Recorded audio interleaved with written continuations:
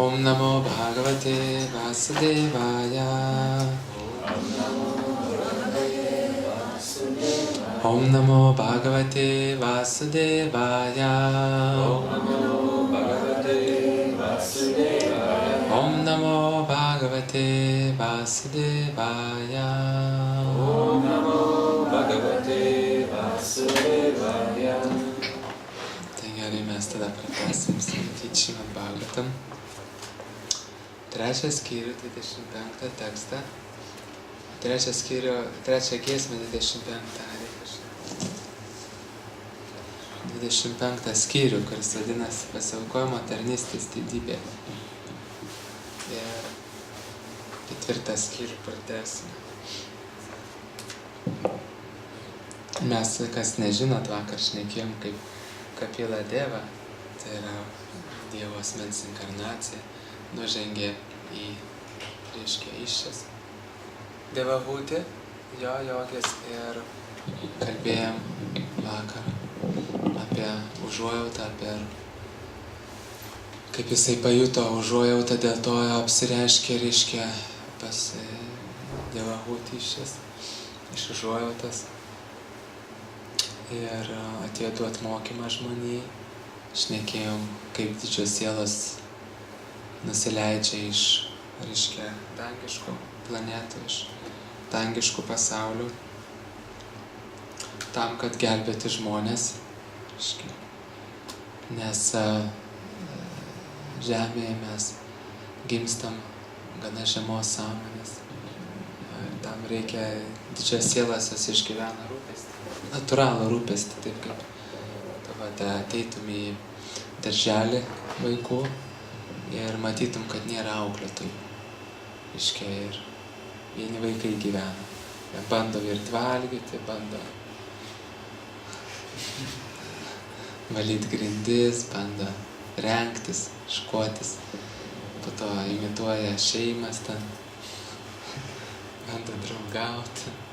Tai va tas taip pat atrodo jiem. Jokiam, nesijokiam, bet taip yra. Ir didžios sielos, kada mato, Mahatmos reiškia, Mahatma, Mahadidį sielą, kad mato tos tokius dalykus, jie ką daro, nužengia, inkarnuojasi į kūną, inkarnuojasi vėl. Kad, kaip mes vakar šnekėjom, mes matytume jas, mes girdėtume jas, mes galėtume užuosti jas, liesti jas ir visai kitaip, ne, prisiliesti prie jų.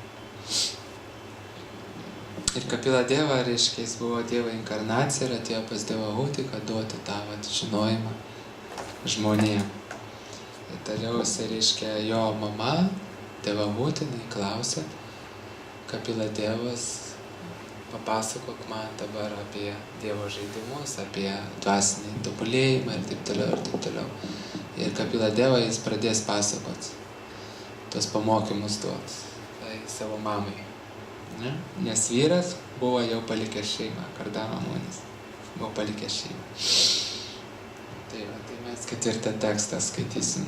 Šri Suta Gosvamis tarė, Šri Suta vača dvaipajana sakastvevam Maitrejo Bhagavam statha prahidam viduram prita Anvikšikyam pračioditaha.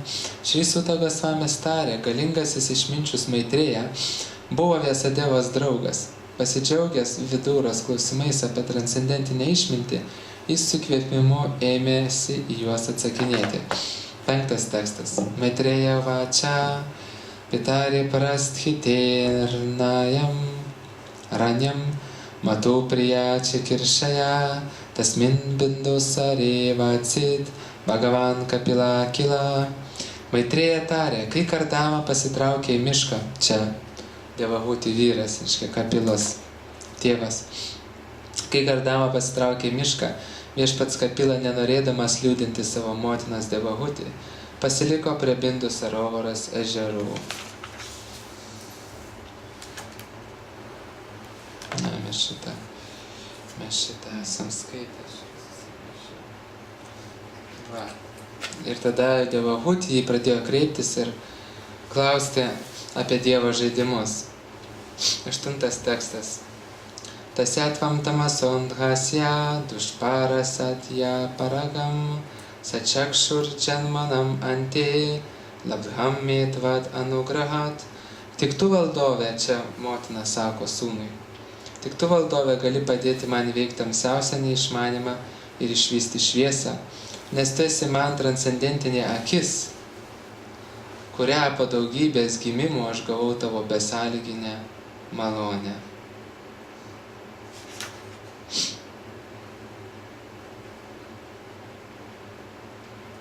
Prabhupada rašome komentarą ir reiškia. Ne veltui šventraščiai šlovina dvasinį mokytoją, vadindami jį žmogumi, kuris padeda mokiniui išbristi iš liūno, nušviesdamas kelią išminties žiburių. Šiame kontekste pažymėtina žodis paragam. Jis nurodo, kad dvasinis mokytojas padeda mokiniui persikelti iš sąlygotos būties kranto į laisvę. Dvasinis mokytojas perkelia mokinį į kitą krantą, nušviesdamas jo kelią išminties žiburių. Vienintelė mūsų kančių priežastis yra neišmanimas. Dvasinio mokytojo žodžiai išsklaido neišmanimo tamsą ir suteikia mokiniui galimybę persikelti į laisvės krantą. Bhagavad Gitoj teigiama, kad po daugybės gimimų žmogus atsiduoda aukščiausiam Dievo asmeniui. Kitaip sakant, jeigu daugybę kartų gimę žmogus sutinka bona fide dvasinį mokytoją ir atsiduoda tokiam Krišnos bona fide atstovui, prieš jį atsiveria kelias į šviesą. Transcendentinė akis, sako, ne, tu man esi transcendentinė akis, kuri rodo. Ir dabar ką mes šito posmo galim pasakyti, kad visų pirma sutikti dvasinį mokytoją yra didelė laimė. Čia Prabhupada rašo. Jeigu žmogui nusišypso laimė sutikti tikrą dvasinį mokytoją, tokį, koks buvo Kapila Munis ar jo atstovai, dvasinio mokytojo malonė jisai išbrenda iš neišmanimo liūno. Iškia mes ieškom šitos absoliučios tiesos. Gimimas po gimimo ieškom. Mes ieškom pastoviai. Ir vieni sąmoningai ieško, kiti nesąmoningai ieško. Iškia, mes ieškom. O tie, kas sąmoningai ieško, jie eina į internetą ir žiūri, kokie renginiai šiandien, kokie renginiai rytoj, kokios knygos išėjo ir taip toliau. Sąmoningai ieško. O kada žmogus nesąmoningai ieško, jam peršti viduj kažkas tai peršti.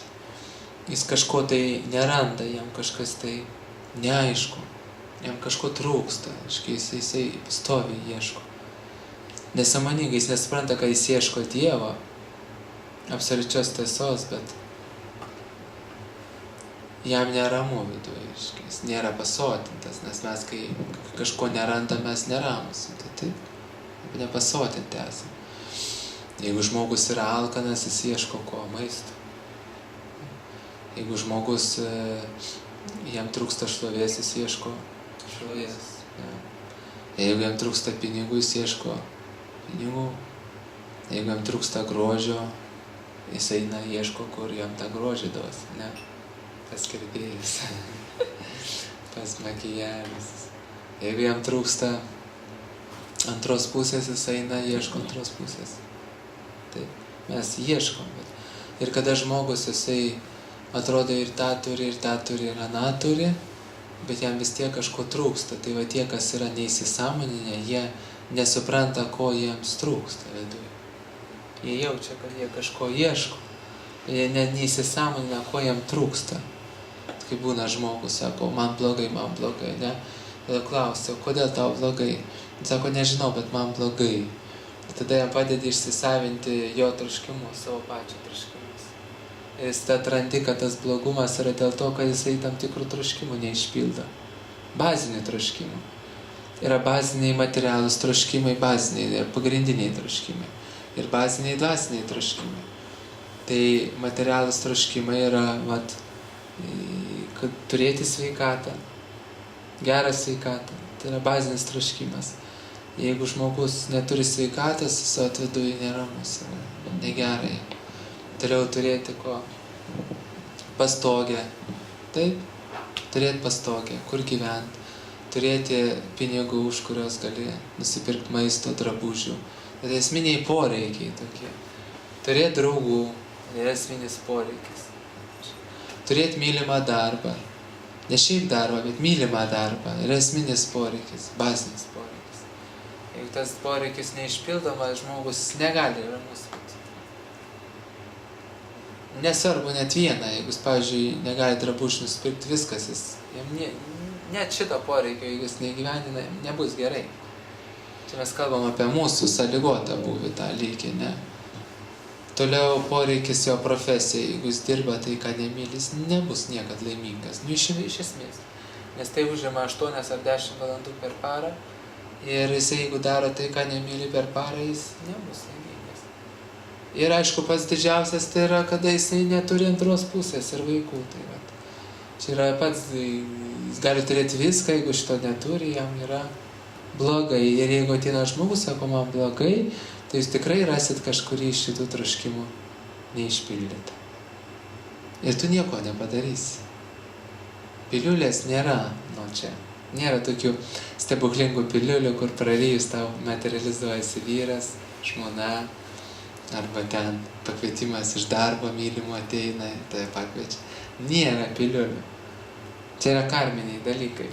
Tai yra, ar tu nusipelnęs jų, ar tu nenusipelnęs, kiek tu nusipelnęs. Kažkas dirba mylimą darbą, bet, pavyzdžiui, pagal karmą sunkios sąlygos. Dirba prie 16 laipsnių. Jam patinka mokytojauti, jis mokytojauja, pedagogas, bet smulkmenas 16 laipsnių.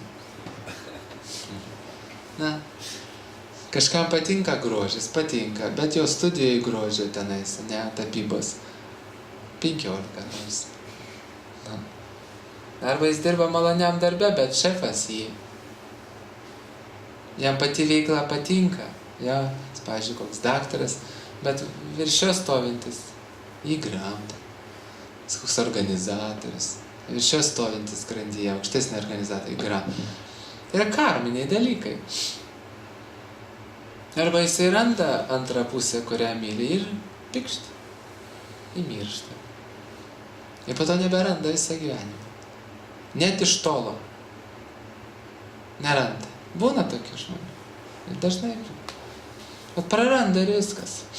Arba jisai atranda, bet tą pusę neišgyvena to, ką tu išgyveni jai. Būna taip labai dažnai. Tu išgyveni jausmus, o tau neišgyvena tokius. Suranda kitą, sudrasko širdį. Šeina. Susilauki vaikų. Vaikai nepasiekia to, ką tu norėjai, kad pasiekti. Ir jeigu žmogui blogai, visą laiką tu pažiūrėsi, kažkuris troškimas bus neišpildytas, va šitų bazinių. Bet čia yra dar tokie gilūs troškimai, bet jie nėra giliausi. Giliausi troškimai baziniai yra dvasiniai troškimai. Tai yra, kada tu jų neišpildai, tada žmogus jis gali viską turėti, visus tos materialius išpildęs, jam vis tiek kažko trūks. Ir tas bazinis troškimas ir yra, kada tu nori ryšio su Dievu, siela. Tik jinai netikė Dievą, bet jinai nori ryšio su Dievu. Ir jinai ieško gyvenimas iš gyvenimo va šito ryšio. Jinai nesupranta.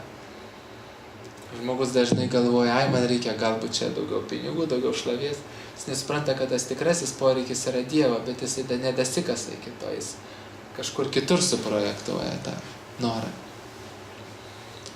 Ir dabar, kad tą Dievą pasiekti, yra sava metodika. Jeigu tu nori tą troškimą išpildyti, Prabhupada čia rašo, reikalingas dvasinis mokytojas, kuris tave prijungs prie mokytojų mokinių sekos, išventins, kad tu gautum per mokytojų mokinių seką ateinančią išmintį. Nes mantra, kada jinai perdodama mokytojo, jinai veikia kitaip, negu ją pats imi ir kartoji. Jinai veikia galingiau. Kai tu esi šventinamas, tu gauni per širdį potencialą eiti prie Dievo, labai stiprų gauni. Gauni palaiminimus, dėl to, kad tu įsipareigoji. Prieš mokytojų seką, prieš mokytojų sekos paskutiniai 4 mokytojai. Tu pasižadi jiem ten praktikuoti, jie už tą pažadą, jie tau duoda malonę. Jeigu tu nepasižadi, malonę gauni, bet ne tokią stiprią. Nes malonė ateina, kada tu užmoki. Taip? Šiuo atveju čia ne zlotais, ne rūpijom, bet savo pastangom užmoki. Va, tai. Ir tada tu esi prijungiamas prie rozetės. Vat kaip šita rozetė atrodo čia pas mus, bet jinai ateina iš labai toli laidai iš tą rozetę. Ji tam ateina iš 100 kilometrų. Nors atrodo čia pat. Neina laidais kažkur, tai čia kažkas gamina elektrą kažkur. Gal iš Rusijos ateina, gal dar iš kažkur. Taip ir mokytojai seka, jie čia stovi, bet jie iš labai toli ateina, tą energiją. Ir šventinimas reiškia tave prijungia prie energijos, prie įtampos ir tu gauni tą energiją per mokytojų seką iš Krišnos. Mokytojų seka eina tiesiai nuo Krišnos. Pirmas mokytojas buvo Brahma, jis turėjo mokyti Naradą, Narada turėjo Vyasadevą, Vyasadeva parašė Vedas, taip toliau ėjo. Taip mokytojų seka yra ilga šlanga, kaip kabelis per vandenyną. Na, kaip interneto kabelis tiesa, ne? Per kurį teka iš šaltinio, reiškia, visą tą energiją. Tai šiuo atveju iš Krišnos per mokytojų seką teka energija. Per visą visatą eina tas kabelis, reiškia, ištiestas. Ir tai eina iki mūsų dienų. Per įvairiausius mokytojus, kaip Prabhupada rašo, tokius kaip Kapila Munis arba jo atstovus. Ir jeigu mes sugebam prie šito kabelio prisijungti, mes gaunam tiesioginį ryšį su Dievu. Mes jau nematom, nejaučiam, bet jau yra, kaip sakyt, prijungtas esi prie šaltinio. Potencialiai tu turi galimybę grįžti gal namo pas Dievą. Kažkaip potencialiai. Tai labai svarbu. Bet dar svarbiau yra pasiruošti tai iniciacijai, pasiruošti tam išventimui, tam prijungimui. Tinkamai suvokti tą prijungimą, tinkamai pasirinkti mokytoją, neskubėti pasirinkti mokytoją. Ir kas vyksta procese, kada mokytojas tave išventina, jisai paima nuo tavęs labai daug karmos visų pirma, tai yra nešvaros ir gyvai būtybėje palengvėja, jinai pajunta palengvėjimą stiprią. Bet jinai pajunta, kad palengvėjo, kaip naujai atgimsta. Ir kai nuo tavęs karmos paima, tau lengviau eina praktika. Plius ką padaro mokytojas, duoda jėgą per mantrą, duoda savo jėgą. Mokytojų sekos jėgą, kad tu kartodamas tą mantrą, tu greičiau valytumės. Ta mantra, jinai turi kaip sėkloje visą potenciją tave davesti iki dvasinio pasaulio. Mantra, jeigu jinai yra negauta iš mokytojų, neturi potencijos davesti tavęs iki dvasinio pasaulio. Šila Prabhupada rašo, neturi tik potenciją tau dasiekti sielos lygį, bet ne super sielos, ne aukščiausią sielos lygį. Tu gali maksimum save savo kaip sielą, bet toliau nepaisi. Į dvasinį pasaulį negrįši. Mantra turi būti duodama per iniciaciją su visa potencija iš mokytojų mokinių sekos, kaip sėkla tau paduoda, kuri dygsta į mokinio širdį, patenka ir dygsta daug metų, bujoja, kol išauga augalas. Iš kitas bhakti augalėlis, vadinamas, meilės augalėlis. Dėl to labai dar svarbu rasti tinkamą sodininką, kuris pasies tinkamą sėklą ir po to tą sėklą laistyti, kad jinai išdygtų. Ta meilė, bhakti, kultivuoti, laistyti, prižiūrėti tą bhakti augalėlį. Ir kas vyksta tokiu būdu, reiškia, mokinys, jisai praktikuodamas įsikibęs kaip tas kenguriukas į tą kišenę, įlipęs ten mokytojai. Jį kaip ir neša tą kengūrą, tą mamą, bet jis turi laikytis. Čia gal daugiau būtų pavyzdys tikslesnis beždžioniuko, kai beždžionės beždžioniukus neša. Tau tik laikykis, ir šoka, matindai, nuo vieno medžio ant kito medžio. Kartu su tais vaikais šoka, jisai laikosi. Tai reikia laikytis tik tais. Vėt visos pastangos. Prabhupada sako, įsikibkit man į dhoti. Ir sako, va ten mokiniai, kaip ten perplaukti dvasinį materialių kančių vandenyną, kaip va išsikabaroti šitos visatos, sako, tiesiog įsikibkit man į dhoti. Bet ką reiškia įsikibti dhoti? Reiškia laikytis nurodymų. Taip, dvasinio mokytojo, nurodymų laikytis. Jeigu šiaip sentimentaliai ten verksi prie tų nuotraukų, niekas čia nepasikeis. Reikia daryti tai, ką moko mokytojas. Jeigu tu darai tai, ką jisai moko, tu natūraliai eini ant jo energijos, gauni jo energiją, ryšį. Yra du būdai bendravimo su mokytoju. Vienas būdas yra vani, vadinasi kitas vapu. Vapau reiškia fizinis bendravimas. Labą dieną, matai, girdi, ten kažką darai, pasitarnauji. O vanį tai yra, kada tu nėra jo, bet jis palikęs yra nurodymus, tu pildai tos nurodymus ir tu ryšį jungtis to asmenybė. Tai skaitosi, vanį yra žymiai svarbesnis ir žymiai gilesnis bendravimas. Tai yra pildyti nurodymus. Nes šia Prabhupada ir mokino, sako, aš išeisiu, jūs turite daryti tai, ką aš mokiau. Čia nepasilaikysi, kad, pažiūrėkit, ir kiekvienai dvasiniai tradicijai, kada dvasinis lyderis išeina, kas atsitinka? Jeigu pasikėjai neseka nurodymais, jie pradeda viskas kilti, pradeda konfliktuoti, viskas susibuoja labai stipriai. Ir kaip Prabhupada išėjo irgi buvo labai stipriai susibavę, pasimetė, suprantate. Ir brandesni mokiniai ką padarė, jie pradėjo skaityti Prabhupados knygas, kur kai Prabhupada yra palikęs savo nurodymus tose knygose. Jie pradėjo vykdyti tai, ką Prabhupada jiems sakė asmeniškai ir knygose palikęs yra. Ir ta jėga iš karto atėjo. O tie, kurie buvo prisirišę, kad fiziškai būtų ten, vienoj mašinėliai pavažiuoti, ten kartu pavalgyti ar ten dar kažką padaryti, jiem ir buvo sunku. Tas pats po Kristaus, kai išėjo, Jėzus išėjo kas, ne? Iškart prasidėjo, susibavo viskas. Bet kuris, religinės tradicijos įkūrėjas, kai išeina, viskas susibuoja. Bet tie ištempia tie, kurie laikosi, klausosi tai, ką mokytojas jiems sakė, bando pildyti tai, kas jiems buvo pasakyta. Ir kada tu pildai, reiškia tos nurodymus, kurie yra amžini, kurie yra ne ambicijos kažkokios tai mokytojo, bet tiesiog jie yra amžini, jis tiesiog perdada tas nurodymus iškart atstovaujantis mokytojus. Kada tu pildai, tau atvyksta tas sąmonės nuskaidrėjimas, kaip sako, tu pradedi bust iš sapno, bust. Ir būtent to šviesoje, čia ne veltui tas žodis panaudota šviesa, to šviesoje tu pradedi matyti realybę visai kitaip, negu kad tu matėjai.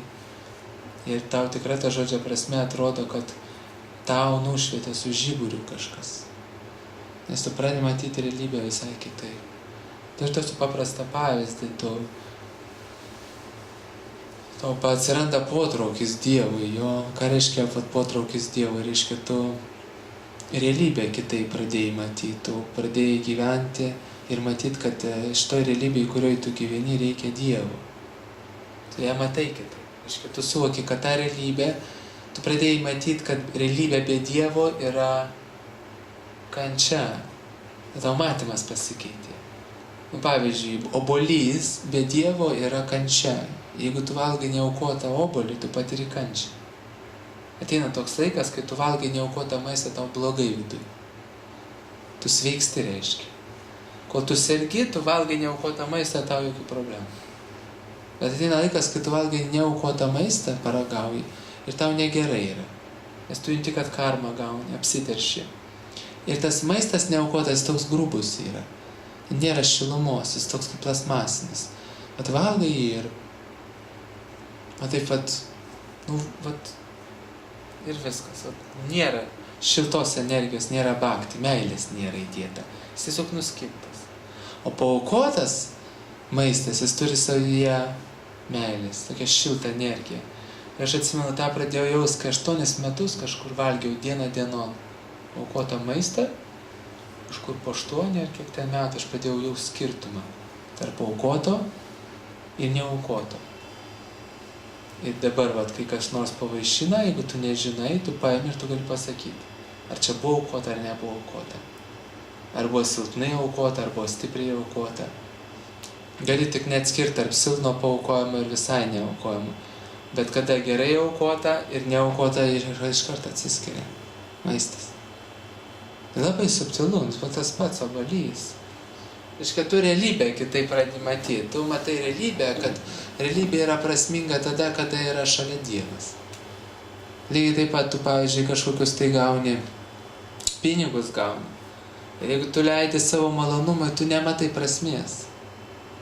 Jeigu tu nesusijai tų pinigų su Dievu, tu nematai prasmės. Tu gali jų turėti, pagal karmą, tau jie gali ateiti. Bet tavo pasikeitęs matymas yra. Tu nori sujungti juos kažkaip su Dievu. Perki maistą už pinigus, į maistą aukoji Dievui, jo. Bet sujungi pinigą su Dievu. Perki mašiną, bet su mašina stengiasi atlikti veiklą, kuri būtų dvasinga, dorybinga. Atlikti savo pareigas, važiuoti į darbą, važiuoti į renginius dvasinius. Nes mašina nori tu ją susėti su Dievu. Jeigu tu kažkom domiesi, pavyzdžiui, žiūri kažkokį filmą, tu nori tai, ką matai, susėti su Dievu, nori žiūrėti per dvasinę prizmę visą tą dalyką. Net jeigu tu ir žiūri gyvūnijos pasaulyje, ne kažkokias tai paukščius kažkokius. Tu jų nematai atsietai jau. Tu matai, šiame Bhagavatam eina žinojimas, kad yra gūnos, gyvūnai yra neišmanimi, jau matai kažkokiai jos bendram kontekste, platesniam kontekste, kuriame Dievas egzistuoja. Į dangų žiūri, matai daug žvaigždžių, tu nematai jau jų atskirai. Jau matai jose civilizacijas, jau tu supranti, kad ten civilizacijos yra. Ten nėra šiaip, kaip šičia, uždegtos lemputės, visatos. Supranti, ten lubose. Ne, tai yra civilizacijos, kurios, ir jeigu tu koncentruojasi tą žvaigždę, tu gali džiaugsmą pajusti. Reiškia, tu tą energiją džiaugsmo, kuris spinduliuoja to žvaigždės gyventojai, tu gali pasiimti ją. Per milijardus kilometrų atstumų. Vien susikoncentravęs į tą žvaigždę. Ir toks pratimas gali atsigulti taip kaip žvaigždės ir vadinasi žvaigždė. Pats įguli, susikoncentruoji kažkokią tai dangaus objektą ir susilieji save su tuo, bandai lieti. Liet, ir kai susilieji su tą žvaigždė, baisi energija užplūsta. Tada pradedi plėstis visas, kaip žvaigždė tampi. Ne psichologiškai, bet energijos pradeda eiti iš tos žvaigždės. Iš tos civilizacijos, iš tų asmenybių, kurios gyvena toj planetoj. Ar tai būtų Saulė, Mėnulis, ar kažkokia tai šiaurinė žvaigždė yra labai galinga žvaigždė. Skaitos, tai yra vienintelė, tai yra viena iš nedaugelio vietų visatui, kuri yra nemateriali. Jinai nesunaikinama, kai naikinama visata. Tai šiaurinė žvaigždė. Čia yra vadinas Dhruva Loka. Dhruva Loka sanskritu. Tai yra nemateriali planeta. Jinai nesunaikinama, kai visą visatą naikinama, vienintelė lieka nesunaikinta. Į toj planetoj gyvena ir apsireiškęs pats vienas iš Dievo pavydalų, ir jis ten yra pastoviai. Dhruva Loka. Druvos planeta. Dhruva buvo mistikas, vaikas, jogas, kuris pasiekė tobulumą. Ir Krišna sutiko būti durininku jo planetą. Yra šiaurinė žvaigždė. Ir ant šiaurinės žvaigždės, pagal vedų kosmologiją, skaitosi, yra su šiaurinė žvaigždė sujungtos iš tam tikros energijos virvių, kanalų, visos kitos, absoliučiai visos kitos, reiškia, visos rojaus planetos. Visos. Jos skaitosi, kaip būtų viena žvaigždė, reiškia, ta planeta šiaurinė, ir ant tokių tam tikrų energetinių siūlų yra visos rojaus skliautas sukasi aplink ją. Jis yra kaip ašis. Ant jos laikosi. Mes kada apie kosmologiją pašnekėsim. Ta prasme, kaip bebūtų, galima koncentruotis į tas objektus, į tas vietas. Tai va tokia realybė, tau keičiasi realybės suvokimas. Ir kuo tu labiau atlieki mokytojų nurodymus, tuo labiau tavo suvokimas keičiasi, tu skaidrėja tavo sąmonė, tu pradedi matyti daugiau, tau kaip traškanos iš akių krenta lauk. Daugiau realybės matai. Ir kada tu pilnai realybę pamatai, tada yra ta malda Om Gyanati Mirandase, reiškia, aš gimiau tamsiausių neišmanėlių, bet dvasinis mokytojas žinojimo žiburių man atvėrė akis. Reiškia, kada jogas pamato savo sielos akim aukščiausios sielos pavidalą, jis tada jau yra pabudęs jogas. Jis tada sako tą maldą, kad Om Gyanati Mirandase Gyananjana Shalakaya Chakshurmilitam Tasmai Shri Gurave Namaha. Aš gimiau tamsiausių neišmanėlių, bet dvasinis mokytojas žinojimo žiburių atvėrė man akis. Nekalbam apie šitas akis, čia kalbam apie sielos akis. Nes tik su sielos akim galima matyti aukščiausią sielą ir aplinką, kurioje aukščiausia siela gyvena. Tai yra dvasinės planetas, dvasinius gyventojus, dvasinės formas. Ir tos formos ir tos planetos yra antiek, reiškia, akiai malonios, kad jogas gali matyti šimtmečiai sėdėti transe ir žiūrėti tiesiog į vieną tašką, į vieną Krišnos kūno tašką, pavyzdžiui, pirštą žiūrėti, šimtmečius. Į pirštą paprasčiausiai. Antiek yra graži Krišnos forma, kad jogas gali žiūrėti ir žiūrėti ir žiūrėti ir žiūrėti. Ir niekad nesibaigia nektaras. Nes iš kūno Krišnos pastoviai sklinda grožio energijos ir kitos energijos. Išminties energijos, gailesčio energijos. Bet mes žiūrim, pavyzdžiui, akis, taip, žmogų. Ir mes per akis matom gailestį, taip. Bet jeigu mes žiūrime žmogaus pirštą, gailesčio nematom. Nors tas gailestis emanuoja per visą kūną. Jogas žiūrėdamas į pirštą gali matyti viską. Ir gailestį, ir išmintį. Nes tai sklinda iš jo tos energijos. Sklinda. Mes gavom, kad tik grožio energija sklinda iš visų kūno dalių. Ne. Kodėl prie pėdų liečiasi? Sako, duokit man palaiminimus. Prie pėdų liečiasi. Iš pėdų eina energija. Ir jeigu tu esi išmintingas, iš pėdų konkrečiai eina išmintis energetiniai formai.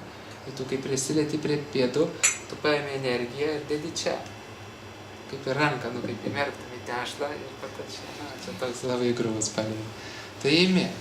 Taip, jeigu dvasiškis ar ten kažkas, jogas turi išminti, jam išeina iš pėdų labai stipriai.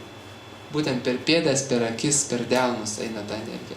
Ir pažiūrėkit, visi laiminimai vyksta per tas vietas, per kurias išeina labai daug energijos. Tai yra per akis galima laiminti, su delnu galima laiminti ir prie pėdų liečiantis galima palaiminimus paimti. Va čia trys va tokie būdai.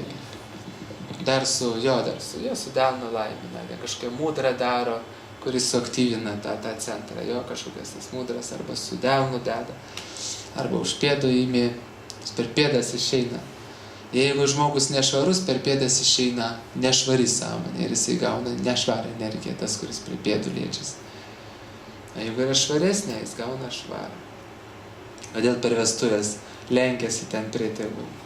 Taip? Ir prašo išminties, kad palaimintų, kad gyvenime sektųsi. Taip? Ir lenkiasi prie tėvo, pirmą eina prie ko? Prie jaunojo, man atrodo, tėvų, abudu lenkiasi, nekadėjai. A po to prie jaunosios tėvų lenkiasi. Ir jie laimina. Ir pagal tradiciją čia būtina. Jie deda rankas, tuo metu jie labai susijaudinę yra, labai patenkinti. Ir jie deda rankas ir tai per širdį, reiškia, jie energetiškai visą savo zip failą viso gyvenimo išminties jo. Ir tie nusidownloadina per sekundę.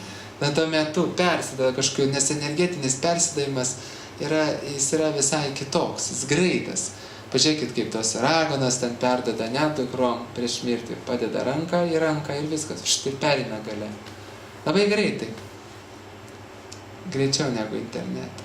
100 kartų greičiau. Labai greitai, taip ir čionais. Iškia, tuo metu laimina ir jie kaip ir tiem jaunavedžiams sudeda į subtilų kūną informaciją, kuri po to bus išskleista, išarchyvuota iš to zip failo.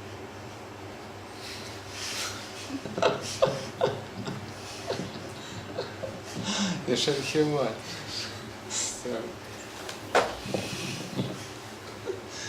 Visą rimtumą numažė. Bet jeigu tavo visa išmintis susiveda į tai, kad tu laimė yra va tokius cicikus vedžioti, tai tu ir perdedi tą išmintį irgi perdedi per savo palaiminimus. Ta prasme, viskas persiduoda, ne tik išmintis, bet ir visokie brūdeliai. Tai va, tai užtat ir prašydavo šventų asmenybių, o kadangi tėvai būdavo jau apyšvenčiai, nes jie praktikuodavo, tai jie irgi laimindavo ir tie palaiminimai būdavo labai stiprus. Tai dabar galima prašyti palaiminimų, bet pereina ir tam tikri kiti dalykai, kurių gal ir nelabai reikėtų kaip perėti. Aš nežinau, su tais naminiais gyvūnais, tai čia yra kažkokia tragedija.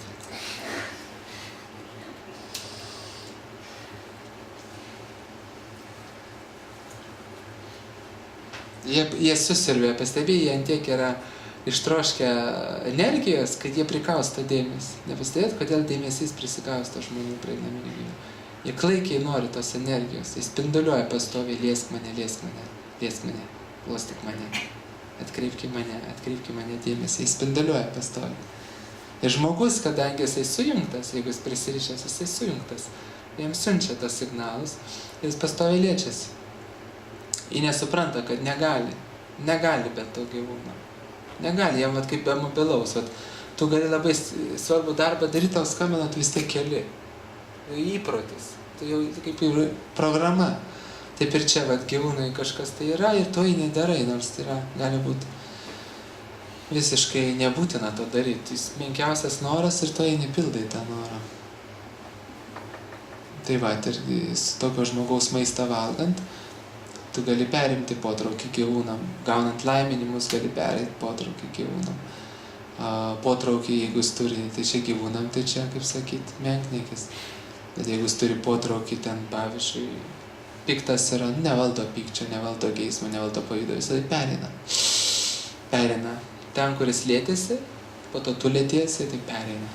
Pavyzdžiui, drabužius užsidė tokio žmogus ir eina viskas į tave. Eina. Žiedą paimi tokio žmogaus, ne, viskas žiedė yra. Reikia žiūrėti, kieno žiedą dėti. O, čia mano, čia, žinai, perduodam. Tai mano mama ten rodydavo, sako, kai jau tu vėsi, čia aš pasiruošusi. Brolio žmona jau dovanoja. Bet tose žieduose yra visi pergyvenimai. Tų močiučių ten ir taip toliau. Visi pergyvenimai.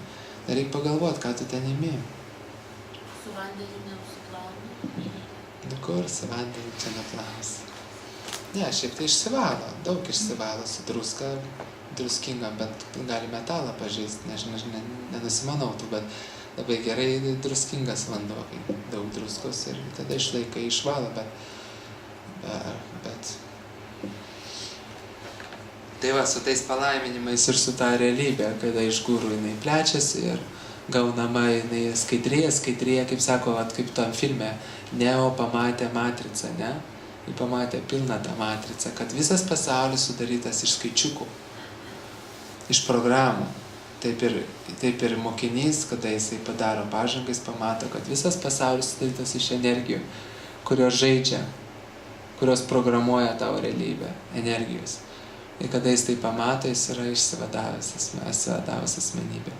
Ir Bhagavad Gita prašo tokio žmogaus būseną, kada jis valgo, kada jis tuštinasi, kada jis kalba, eina ir sėdi, jis mato, kad tai daro ne jis.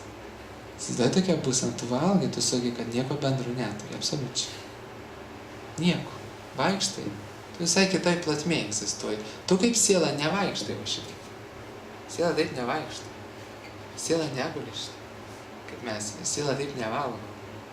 Jin turi savo kūnais, tas kūnas irgi vaikšto, bet tas vaikščiojimas yra visai kitokia patirtis vidinė vaikščiojimo, negu mes šitą patirtį turim vaikščiojant. Kada kaulus judini, raumenys veikia, kada maistą įmeti ir įvirškina, kažkas po to išeina. Tai nėra taip. Ir kada žmogus pamato, jis mato, kad visą tai daro už jį energijos. Jis ima su energija, su ranka, kuris sudaryta iš energijų. Ima maistą, kuris irgi sudarytas iš energijų. Deda, tas maistas krenta ir kad kitos energijos virškina jį. Kad kitos energijos išstumia iš kūno, kuris irgi iš energijų. Vien vyksta, mechanika, visiškai, robotizmas. Ir anapus visų šitų dalykų jisai save jaučia kaip siela, mato kaip siela, kuri susieta šiuo metu pagal karmą. Ir jis taip egzistuoja, jis išoriškai dėl to Prabhupada sako, nebandykit motivacijos atspėti žmogaus, nebandykit vidaus interpretuoti, jūs nesuprasit, ką tas žmogus galvoja, nes jis jau nebe žmogus yra. Jis nebe žmogus. Jis siela yra, o ką siela galvoja, tu niekada nesuvoks, kol pats netapsi siela. Jis gali valgyti, jis gali kimšti. Tai tau atrodys, tenkina liežuvį. Jis tai daro, nes jam reikia kažkokius ten tas organus, supranti. Jam reikia kažkokių medžiagų, maisto, jis turi kaip į tepalą įpilti, bet tą mašiną skuba įpilti. Tai Prabhupada jis vieną kartą pasėmė gėlė Vrindavane, ten tam tikros gėlės augdavo. Uostė, sako, kaip nuostabu. Vien šitos gėlės aromatas sureguliuoja gyvybinius orus, kurie cirkuliuoja eteriniam kūne. Tai va, atrodo, šono iš žmogus uosto gėlę tenkinas. Žmogus, ne žmogus, aišku, kad jis uostė tą gėlę tam, kad sureguliuoti jo mašiną, nes kvapas reguliuoja pranos tėkmę subtiliam kūnui. Įsivaizduoji, kaip subtiliai. Nu, tai ką tu atspėsi iš šono žiedams, jeigu tu ten va, žinai. O ten žmogus gal visai kitam lygiai viską daro. Arba kai Prabhupada būdavo tokių variantų, kai ateidavo į virtuvę, be jokio aukojimo mesdavo ir valgydavo viską. Tai fanatikas sakytų, kaip čia nusižengia taisyklėm, reikia ant altoriaus dėti 12 minučių laukti. Ir dar po 3 kartus kiekvienos mantros ten sakė. Bet jisai gal jau kaip piemenukas, supranti, ar dar kokia gopė. Juk piemenukai tai maisto neaukoja dvasinio pasaulio. Jie spontaniškai valgo. Tai to, kad jie pastovi tą transę. Jie, kaip sakyti, jie duoda Krišnai atsikast, patys atsikanda. Jie nėra taip, kad čia klaupėsi, ten garbina, laukėsi. Minučių kažkiek vėl mūsų draugas ateina. Reikia palaiminimus tam džyvam, kaip sako, kad baktais gimtų. Bet čia nebereikalo Krišna, ne, prasinčia. Pajuto.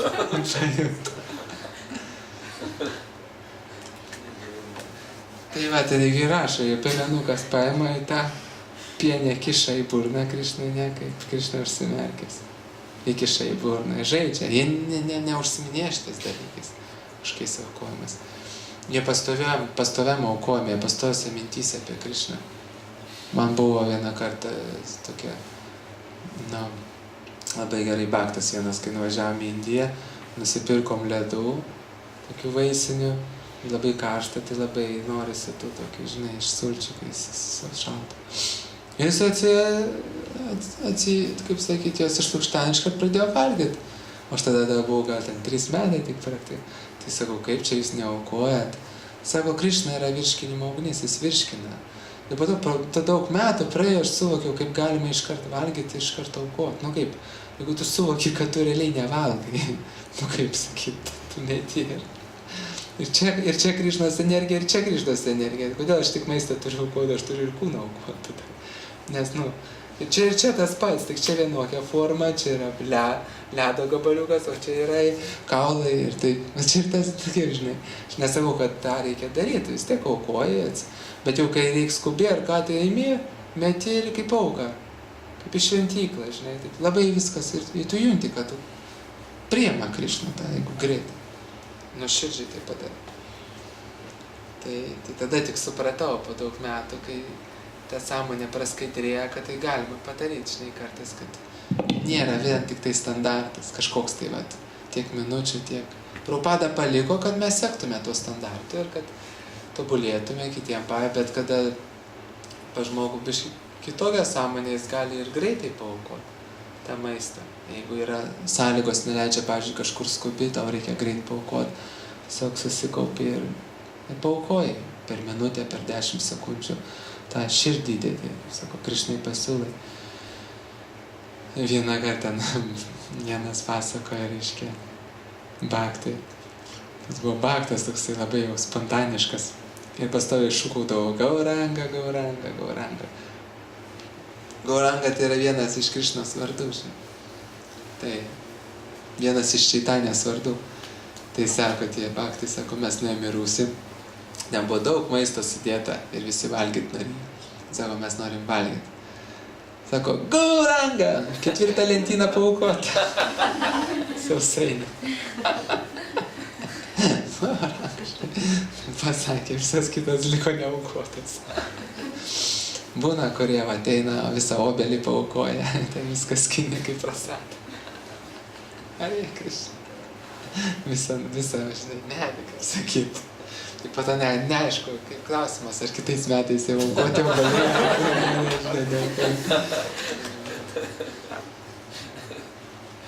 Tai va tas skaidrėjimas, kada žmonės galvoja, kad jie iniciaciją gaus ir jiem paims viską ir nuvalys, supranti, ir praskaidrins viską, kažkaip tai. Ne, kas įdomiausia, kad tau tik suteikia įrankius, potenciją mokytas, bet tu skaidrinti turėjau pats, tau duoda kempinėlį ir cifrą.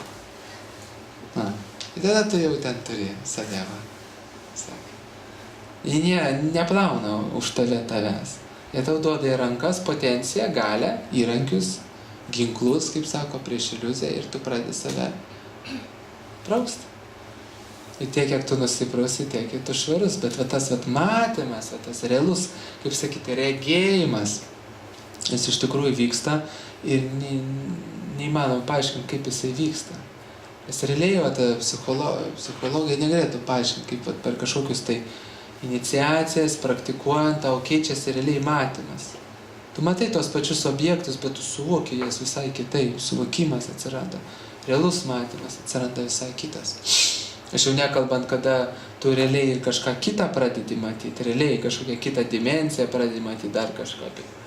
Bet negali to paaiškinti. Vien vykdant mokytojo nurodymus, tau visos tus dovanas pradeda eiti. Ir tai nereiškia, kad jos labai greitai tau ir ateis, reikės kurį laiką pildyti, vykdyti tos nurodymus, vykdyti ir pats su tai savo žaisliukais, lopetėlėm, ten grebliukais susitvarkyti tą sodelį. O mokytojas jau prižiūri, pridengia, jeigu kas.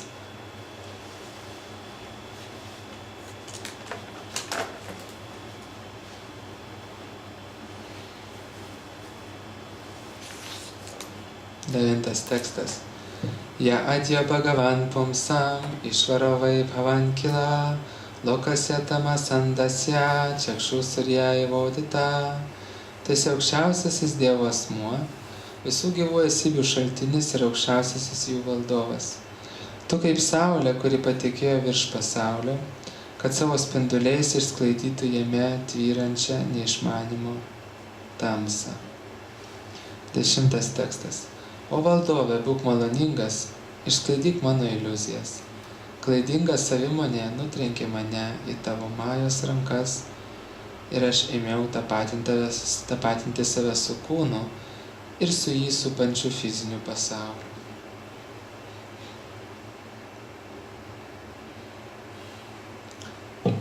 Prabhupada komentuoja. Dievas gailestingas ir jei gyvoji būtybė nori užmiršti jį ir džiaugtis gyvenimu materialiame pasaulyje, viešpats suteikia jai šią galimybę, tačiau netiesiogiai, o tarpininkaujant jo materialiai galiai. Tačiau materiali energija yra viešpatės galia. Todėl galima sakyti, kad netiesiogiai pats viešpats suteikia gyvai būtybei galimybę jį užmiršti. Todėl čia Devahuti ir sako, tu leidai man džiaugtis gyvenimu materialiame pasaulyje. Dabar prašau tavęs padėti ištrūkti iš šių spąstų. Tai įdomus dalykas, kad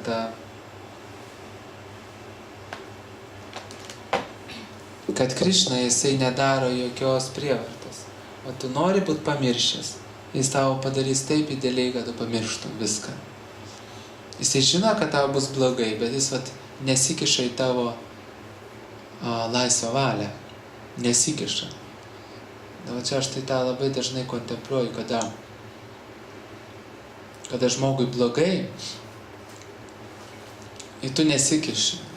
Tu tiesiog nesikiši, nes labai norisi duoti patarimus. Arba kada jam ne taip blogai, bet tiesiog sunkiai sekasi. Tu nori duoti patarimus, bet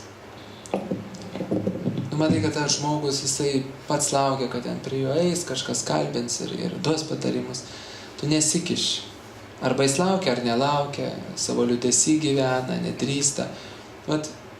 Nieko nedarai, lauki, kol pats žmogus, kaip Devahutė sako, viso, man gana, aš pati atėjau, prašau, man padėk. Čia yra labai svarbus dalykas, mes labai dažnai norim kontroliuoti kitą žmogų, kai jam blogai.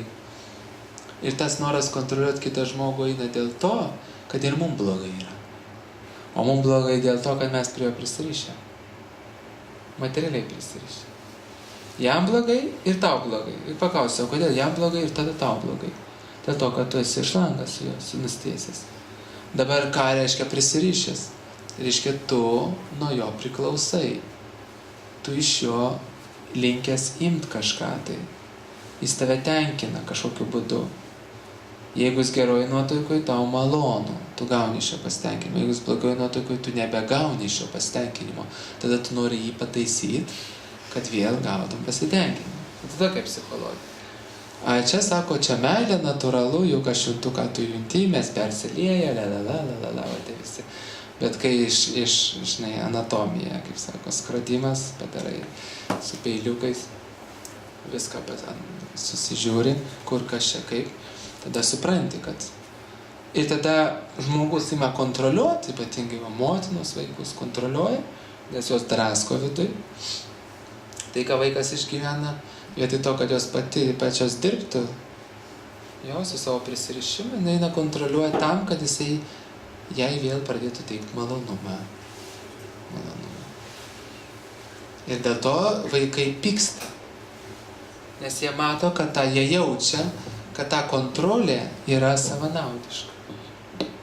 Ten ne meilė, ten yra kontrolė, kad tu nustotum teikti kančią man toliau. Aišku, gali būti ir užuojautos, ir meilės, bet tada visai kitaip viskas daroma. Tada duodama laisvė. Kaip Prabhupada. Reiškia, mokiniai pasakodavo, kai keliaudavo su Prabhupada. Vienas mokinys ir asmeniškai tarnavo Prabhupada. Jisai sako, kiekvieną dieną Prabhupada darydavosi masažus. Ir jisai sakydavo, ar tu, kaip jis ten sakydavo, reiškia, jis visą laik prašydavo, bet pasakydavo, bet tu turi teisę nedaryti. Tu keliauji, atrodo jau asmeniškai, pagalbėjau, turėtum viską daryti. Visą laiką kalbėjo taip, kad tu turi, ar gali man padaryti masažą, bet tu turi teisę ir nedaryti. Visą laiką duodavo, nors jis žinojo, kad tai nebūtų gerai mokiniui atsisakyti mokytojui daryti. Tai nėra palanku, jeigu mokytojas prašo, darai. Jis visą laiką duodavo laisvę. Niekada nereikalauja. Tai va čia yra labai bendravime, va to dažnai mes matom, kai kitą įmam ir reguliuojam. Nu taip daryk, nu gal taip, nu kaip čia dar nepadarai taip.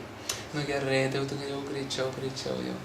Jau taip, nu dar nepadarai, nu kiek galima, po to pradė šaukti, rėkti, pats persijaučia ten, persimama tom problemom, pats, kaip sako, suserga pas man.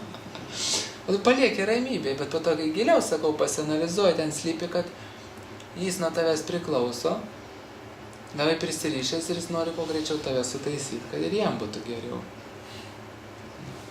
Būna, kad net ir pabėga, žinai, išsiskiria vien dėl tų dalykų. Net laiko kito žmogaus sunkaus periodo ir sako, man prie tavęs sunku ir...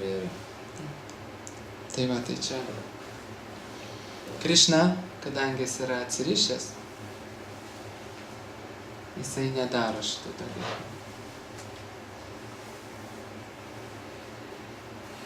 Tai va čia dėl to patekimo iliuziją ir žmonės sako, mes gyvenam iliuzijoje, tai jeigu Krišna visagalis tai imtų, tai ir mes nušvistume iškart, nereikėtų ten gyvenimas po gyvenimo praktikuoti. O ne? O paimtų ir viskas. Palaimintų ir per 1 minutę tobulumą pas.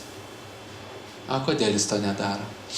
Jisai sako, va, ginklai, na, pistoletas, tokio kalibro, šautuvas.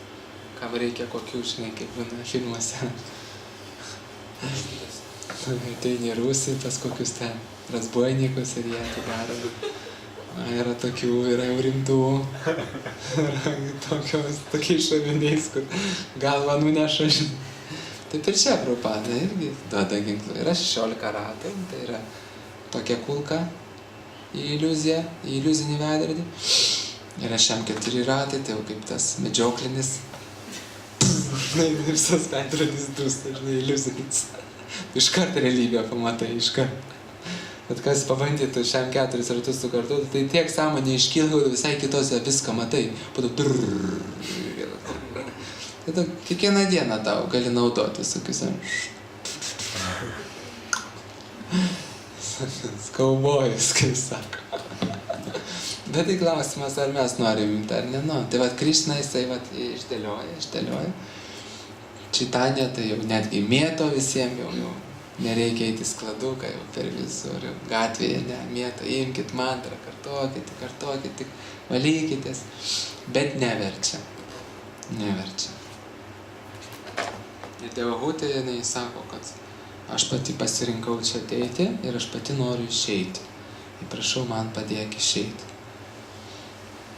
Tai supraskim, kad tas būdinimas iš sapno, aš kaip sakiau, tu negali iškart pabūdint žmogaus. Neleidžia psichika iškart prabusti, tai yra palaipsninis procesas. Kaip sako, mes palaipsniui einam į transą po milimetras po milimetro. Jeigu mes kasdieną praktikuojam, mūsų sąmonė po biškį grimzta. Mes to nepastebim. Mes tik po metų, po 2 pastebim, kad jeigu prieš 2 metus aš visą dieną buvau vienokioj sąmonėj, tai po 2 metų mano sąmonė visą dieną. Ne 5 minutės ar 10, bet visą dieną yra jau pastoviai kitam lygyje. Vibracija keičiasi visai. Po 10 metų vėlinai gili ramybė ateina visą dieną. Su minimaliais kažkokiais tokiais. Po 20 metų dar giliau, kol jisai patenka į tą pilną transą. Jis pastoviai toj būsenoj randasi. Bet tai vyksta labai palaipsniui. Negalite imti ir taip va. Būna kartais istorijoje, yra tokių pavyzdžių, kai uždeda ranką ten, žinai, kokią avatarą ar ten mokytas, ir staigiai tu prabundi. Yra tokie atvejai. Bet tai yra išskirtinės malonės ir tos asmenybės būna dažniausiai nusipelniusi tos malonės. O mes palaipsniui labai palaipsniui. Ir materialiam gyvenime mes neturim jokios analogijos, kad va taip va lėtai reikėtų siekti. Nu, lėčiausiai tai ką? Yra profesija kažkokia, ne? Iki doktorantūros, tai 12 metų školininkas, po to 4 metai bakalauras, 2 metai magistras, dar 2-3 metai, ir ten 4, ne, tai kiek gaunasi? 16, 18, 19. Nu, čia jau ilgiausias toksai, ne? Nu, kažkas nori karjerą padaryti, ten tapti vadovu, irgi gali trukti jam karjerą 19-20, kažkas iki prezidentų nori eiti po 40 metų patenka. Bet dvasinė praktika vis tiek dar lėtesnė. Ir mes, kai nieko neturim tokio analogo, užtat labai mažai kas taip kantriai ištempia, eina toliau. Nes mes pripratę, visas mūsų gyvenimas įpratina mus greitai pasiekti. Gamini valgyt valandą, po to valgai. Per valandą tu pasiekiai sotumą. Jo? Reikia šlovės, nueini va į studiją, pasifilmuoji nuogas, iškart visi žino tave. Reikia ten dar, greitai gauni, greitai. Bet va čia greit negauni. Ir pastoji tau tą morką kabo ir tau vis kaip palaižai ją, galiuką kokį nukandi, bet neduoda visos. Tai kaip koks nors stiklainis aptaškytų medum išorėje. Tu laižai tą medų, palaižai, bet tu neįkiši savo, kaip vinipuchas į tą drevę, neįkiši rankos ir negali išsitraukti. Vis tas stiklas, vis gūnos veikia, vis ta kūno koncepcija tau sutrukdo ir sutrukdo. Vis tas sapnas tęsiasi. Tik metam bėgant tu vis pradedi stebėti, kad tam tikrai sapnavimo požymiai jau dingsta, tam tikri siužetai dingsta iš tavo sapno. Pavyzdžiui, siužetas, kai tu nekontroliuoji pykčio, jau pradeda dingti tavo sapne. Aiškiai, jau sapnas keičiasi. Siužetas, kada tu nebekontroliuoji geismo, pradeda mažėti. Siužetas, kada tu negali atleisti nuoskaudų, jau pradeda mažėti. Aiškiai, iš sapno išeidinėti, aiškiai, eini į kitą sapno formą. Ir satva guna, dorybės guna irgi yra sapnas, bet jis yra toks skaidrus sapnas, kad žmogus jisai tame sapne gauna teisingus atsakymus, kaip judėti prieki. Tai yra dorybės guna. Tai yra sapnas, tai nėra nušvitimo būsena, bet tai yra egzistencija, kada žmogus intuityviai suvokia, kaip reikia toliau judėti, kad iš to sapno visiškai pabus. Čia galima būtų palyginti, kai mes esam ežero dugne, virš ežero šviečia saulė, ne? Ir mes matom kažkokius spindulius labai toli. Tai ta magūna tai būtų ežero dugnas. Ten gali matyti, gali nematyti. O jeigu matai, tai ten gal čiučiut kažkokį šešėlį, ne? Plaukia ir galvoji, nu va, visur tamsu. Saulės ir nėra, žinokit. Jeigu kažkas tenais iš viršaus atplaukia iki tavęs ir pradeda tau šnekėti, kad viršų yra taip gražu, yra erdvė, kur iš vis vandens nėra. Kaip? Jis visą gyvenimą po vandenį gyvena. Jam šneka, kad yra erdvė virš vandens, yra visas pasaulis. Įsivaizduok 12 km dugnas. Nu. Tu judi 4 km spektrą visą gyvenimą, iki kurio nedaina saulė. Ir tau atplaukia kažkas tai. Iš viršaus pradeda šnekėti. Tokia fantazija, pilna. Sako, tabletyčių tam žmogui. Kokie ten? Tai čia tas pats, žiūrėk, išminčiai šnekas. Tai mums kaip dugne girdim, galvom, gal ir yra, šiaurinė žvaigždėlė, kažkokia ten energijos, bet kai įdomiausia, kad kažkas sugeba nunerti iki taip giliai, aukotis, pasiaukoti. Ir pradeda dugne, sėdi labą dieną, kaip Prabhupada atvyko į Manhatano rajoną, kur hipiai narkomanai. Kaip į dugną nusileisti iš dvasinio pasaulio. Hare Krishna, skaitysim Šrimad Bhagavatam. Ką tu čia dėdė, supranti, norimas. Ir jis jiems šneka, jie tokioj sąmonėj, dugniniai sąmonėj. Jiems šneka ne tai, kas yra už 5 kilometrų, bet kas yra iš viso virš vandens. Tai yra erdvė, kurie niekad nečiupinėjo tam gyvenime. Nėra vandens. Nėra. Pasirodo, medžiai kažkokie auga. Jų nėra medžių. Mes plaukėm po visą 1000 kilometrų po vandenį. Nėra medžių. Aš jums šneka, kad yra medžiai labai stori, banjano. Kad vaisiai kažkokie auga. Prie ko čia vaisiai? Po vandenį mes nieko neragavę, jokių vaisių. Yra vaisiai ir pasirodo, nėra žuvų. Čia tai iš viso. Žmonės kažkokie yra. Tai žmonės, kurie be pelekų. Tai ar ne tas pats? Ta analogija labai gera, bandyk įsijaust, kad taip ir čia šneka. Dvasiniam pasaulyje. Nėra ten to ir to. Kaip nėra to ir to? Ten yra kitokios formos, kitokie medžiai, kitokie namai, kitoks maistas. Ir mes, kas čia daro, žinai, jau, kaip sakyt, galėjai važiuoti pas mus. Čia darosi, kaip sakyti. Bet jeigu tu klausai, ir jeigu ta asmenybė tikrai tai mačias, tau dašunta, tu, kaip sakyt, tau eini, sako, dabar einam, kadangi žinau, kad 12 kilometrų, iki paviršiaus, tai reikia dabar į 1 kilometrą patraukti. Reiškia, duoda direktyvas, kurios pakels ne į 2, bet į 1 tik lygį. Ir jos jau nebetiks kylant į 2 kilometrą, bet į 1 jos tiks. Jis duoda tam tikrus pamokymus, kad į 1 lygį. Kai pakyla į 1 lygį, ateina vėl, sako, dabar yra dar kiti pasauliai, 2 kilometrą. Ir ten jisai sutinka kitą žuvis, kitus augalus, kitą kultūrą, po to sako, dabar 3, 5, 6. Tai ta magūna, tai yra tas dugnas, kada tau šneka ir tu nieko negirdi. Kaip pasaka, visiška kažkokia tai. Radža gūna, tai būtų per vidurį, koks 6, 7, 8 kilometras. Darybės gūna jau būtų 10, 11, 12. Ir jau kai tu ten esi, tu jau matai, virš vandens, tu matai kažkokie objektai. Tu netgi matai, kaip kažkas tai tenais ant vandens slidinėja, gal kažkas praplaukia su skuteriu. Tai ir sako, tas žmogus jau darybės gūna, jis jau gali jausti sielą. Kitaip sakant, ta saulė, kuri virš vandens, yra jisai pats. Ir jis po vandeniu, jisai per savo, kaip sako, jis niekad nematė savęs, jis dabar mato tik savo atspindį. Jis jau mato tą šešėlį savęs. Ir kai jisai išnyra galvą, tai įsivaizduoji, koks patyrimas. Jis pamato saulę, jis pamato save, sielą tikrai. Aukščiausią sielą pamato, viešpatį pamato. Kitas gyvas būtybės su kažkokiam formom, dvasinį tą pasaulį. Ir po to vėl kliurk po vandenį, nes tai tas prabudimas vyksta, nėra taip, kad įsijungia ir jau viso gero. Ne, pakyla sąmonė, nusileidžia, bet jis jau toj darybės gūno, jisai jau,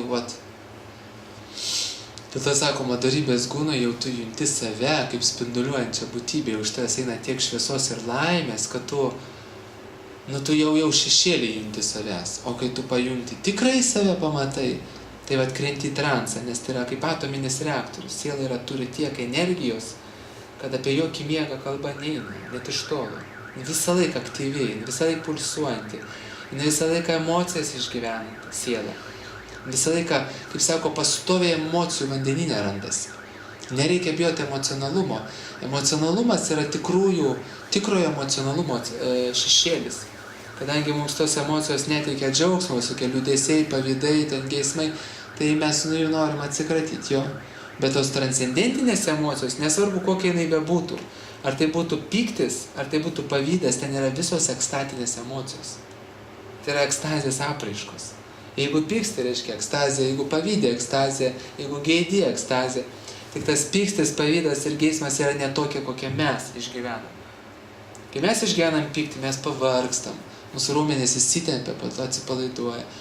Mums bloga, bet kai mes išgyvenam pavydą, mums irgi negera. O ten, kai asmenybė išgyvena tas emocijas, jinai ekstazę patiria. Dėl to Prabhupada sako, jeigu nepatyrėt dvasinio pavydo, tai nesuprasit, kad tai yra ekstazija. Kaip tu galėsi pagalvoti, kad tai yra ekstazija? Jeigu nepatyrėt dvasinio pykčio, tai kaip tu suprasi, kad tai yra viena iš ekstazijos formų. Dvasinis pyktis. Tai va tada tu iškyli virš vandens, ten mokytojas sėdi, jis sako, Hare Krishna. Ir tada dėl to sako, kad kuo daugiau mokinys jisai pakyla, to jisai pamato, kiek mokytojas dėjo pastangų, tai jis pravaro viską. Kaip mokytojas nėrė, plaukė gilyn, ieškojo tavęs ten dugne, žinai, kaip juodo gabalo, kai sakyk, tarp anglių anglį rasti kažkokią specifinę. Surado, ten valė tą deimantą iš anglies, ten rado. Tad tu supranti jo tą ilgą kelionę ir kiek jis kantrybės turėjo, ir kiek turėjo užuojautos tau. Jis visą tą kelionę, kuri gali trukti ne vieną gyvenimą ir ne 10, tai kilometrai tai čia tik tokia analogija. Tave gali daug gyvenimų traukti. Tu gali pakilti 5 ir vėl kristi 1. Čia, žinai, kiekvienas savaip skrenda, kiekvienas savaip neria, išneria. Kiekvienas savaip išneria.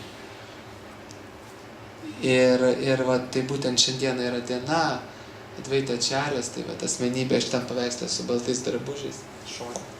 Tai yra viena iš asmenybių, kuri pakvietė Čaitanją nužengti. Jinai su savo užuojautos jėga iškvietė Čaitanją į tą dugną nužengti. Nes iš dvasinio pasaulio čia ateiti, tai tas pats kaip į dugną, nerčinį į šachtą kažkokią tai. Būtent Advaita Ačarjos šiandien labai palanku yra melsti tos asmenybės, kad suteiktų užuojautos galią. Nes ta asmenybė pasižymėjo begalinę užuojautą. Jisai, kaip sako, net pačią avatarą, patį Krišną sugebėjo pritraukti į žemę dėl to, kad matė, kiek degraduoja gyvos būtybės. Jis ten rašo, melsdavosi kiekvieną dieną ir prašydavo, kad Čaitanija nužengtų ir gelbėtų tas gyvas būtybės. Tai va, yra šiandien užuojautos diena, jinai yra tokia yra gera atmosfera, minkšta atmosfera šiandien yra. Kaip pasakyti, labai palanku į tą temą pamedituoti ir prisiminti savo jaunus, kaip sako, brolius ir seseris, šuniukų pavydale, ar ten kačių pavydale, ar žmonių pavydale ir jiem padėti kažkokiu tai būdu. Nes kas dar yra geriau, kada tu esi neišniręs, pavyzdžiui, tu esi kokie 3 kilometrai nuo dugno, kai tu dar neišniręs grįžti dugną ir paskui save sakai, einam. Nors tu dar neišniręs, tu dar neturi pilno tikėjimo, tu dar negali bylot, kad va tikrai yra saulė. Bet tau sakė, tu biškį pajutai, vieną spindulį pamatėjai kažkaip tai. Sakai, yra, einam. Tai vat, kai tokia asmenybė yra ypatingai patraukli visatos akyse, kada mato, kai jisai pats dar apsitamasinės, apsitraškanojęs, nemato nieko, bet biškį tik pamatė ir iškart dalinas. Bet tokiai asmenybė eina ypatinga malonė. Dėl to aš vakar ir minėjau, darykim tarnybą. Atlikim praktiškai kažką dėl Dievo, kažką padarykim minimaliai. Tai jis ypatingas progresas, tada labai stipriai pradeda progresas vykti. Jeigu tik tais palieki vartotojas, kad tik tave teimkit, mane teimkit, žinai, pūskit, mane pūskit, tai viskas gerai, irgi labai gerai. Bet jeigu nori gauti jau ultra, mega malonę, tokia, kad jau tikrai pajustum skonį, džiaugsmą praktikoje, pradėk dalintis. Labai po nedaug, be fanatizmo, nereiks savęs laužyti, bet po biškį dalinkis ir tu tave įvertins, kad tu trauki iš dugno da pats nepakilęs. Čia kaip būna vaikai, ne, 7 metų broliukas, ten 3 metų. Ne, broliuką ima ir jam padeda ir tėvai sako, visą, sako, malonė iš tėvų eina. Taip ir čia. Kai padėsim, tai jau iš tėvo, reiškia, jis tą malonę dideliais. Kas netikit, pabandykit, pamatysite. Hare Krishna, gal bus kokių klausimų, nebūtinai šią temą. O Prabhupados mokiniai, jie virš jau sattva būnos? Jie yra... Sekundę. Surašysiu posmus, kurios... Aš negaliu atsakyti, žinai, šitas pats kaip klausti, kuris profesorius daugiau žino studentą. Aš negaliu atsakyti, kuris profesorius, ne? Kuris mokytojas, bet kiek aš suprantu, yra minimum sattva gūnai pakilę, sattva gūnai randasi. O ar aukščiau nežinau, bet kad dorybės gūnai tai matosi. Nes turi daug švaros, sugeba laikyti švarų gyvenimo būdą, yra dorybės gūnai, kada randasi žmogus, yra požymiai. Yra, nesuimituosi. Mažai miega, anksti keliasi. Su nuoskaudom problemų neturi, su pykčiu, su geismu, susitvarkė. Valdo savo liežuvį. Emocijas valdo. Daugiau mažiau pastoviai laimingi. Nėra tokių buchtų, žiūrėjo 2 dienom šakės. Ne, tokių nėra. Gal yra ten 10 minučių, 15, bet ne. Laimė eina pastovi, laimė, švara, tvarkingumas, užuojautos daug, nefanatiškumas, intelekto stipri galia, gali juslės kontroliuoti. Sattva gūnai žmogus praktiškai yra jau svamis. Bet tai dar nėra pilnasis prabudimas? Ne. Bet jis jau, tiem, kurie ten dugne, tai jau, pakankamai prabudęs, kad galėtų išvesti. Nes jis bevesdamas juos ir pats nubus. Šiaip tai šventraščiai akcentuoja, kad ypatingai svarbu rasti mokytoją, kuris yra jau būtų ne sattva gūnai, bet visiškai transcendencijai. Tada labai galingas progresas vyksta. Bet jeigu tokių mokytojų nerandi, tada priimi mokytoją, kuris yra dorybėj. To užtenka, bet jau aistroj, tai geriau mokytoją nepriiminėti. Nors jeigu tą masę, tai gerai. Duosi šikną, žinai, bet pradėsi judėti. Ir dar įdomus dalykas, kad dorybės niekados vienos nebūna. Dorybės lygmuo tai nereiškia, kad yra tik dorybė. Bus neišmanimo priemaišų ir aistros. Gūnos niekad vienos neveikia. Visą laiką yra kombinacija. Pavyzdžiui, 90% dorybės energijos, 5% aistros, 5% neišmanimo. Tai kiek yra tų procentų žemesnių, tiek ta asmenybė patirs tų žemesnių būsenų. Gali pasitaikyti pykčio, nusivylimų, veidmainystės, dar kažko tokie taškiukai. Tai jau sattva gūnai, žmogus gali būti svamis sattva gūnai, kada dominuoja sattva gūna. Bet ten dar gali būti ir aistros nežinau. Bet jau to užtenka, ta prasme, kad pajudinti mokinuką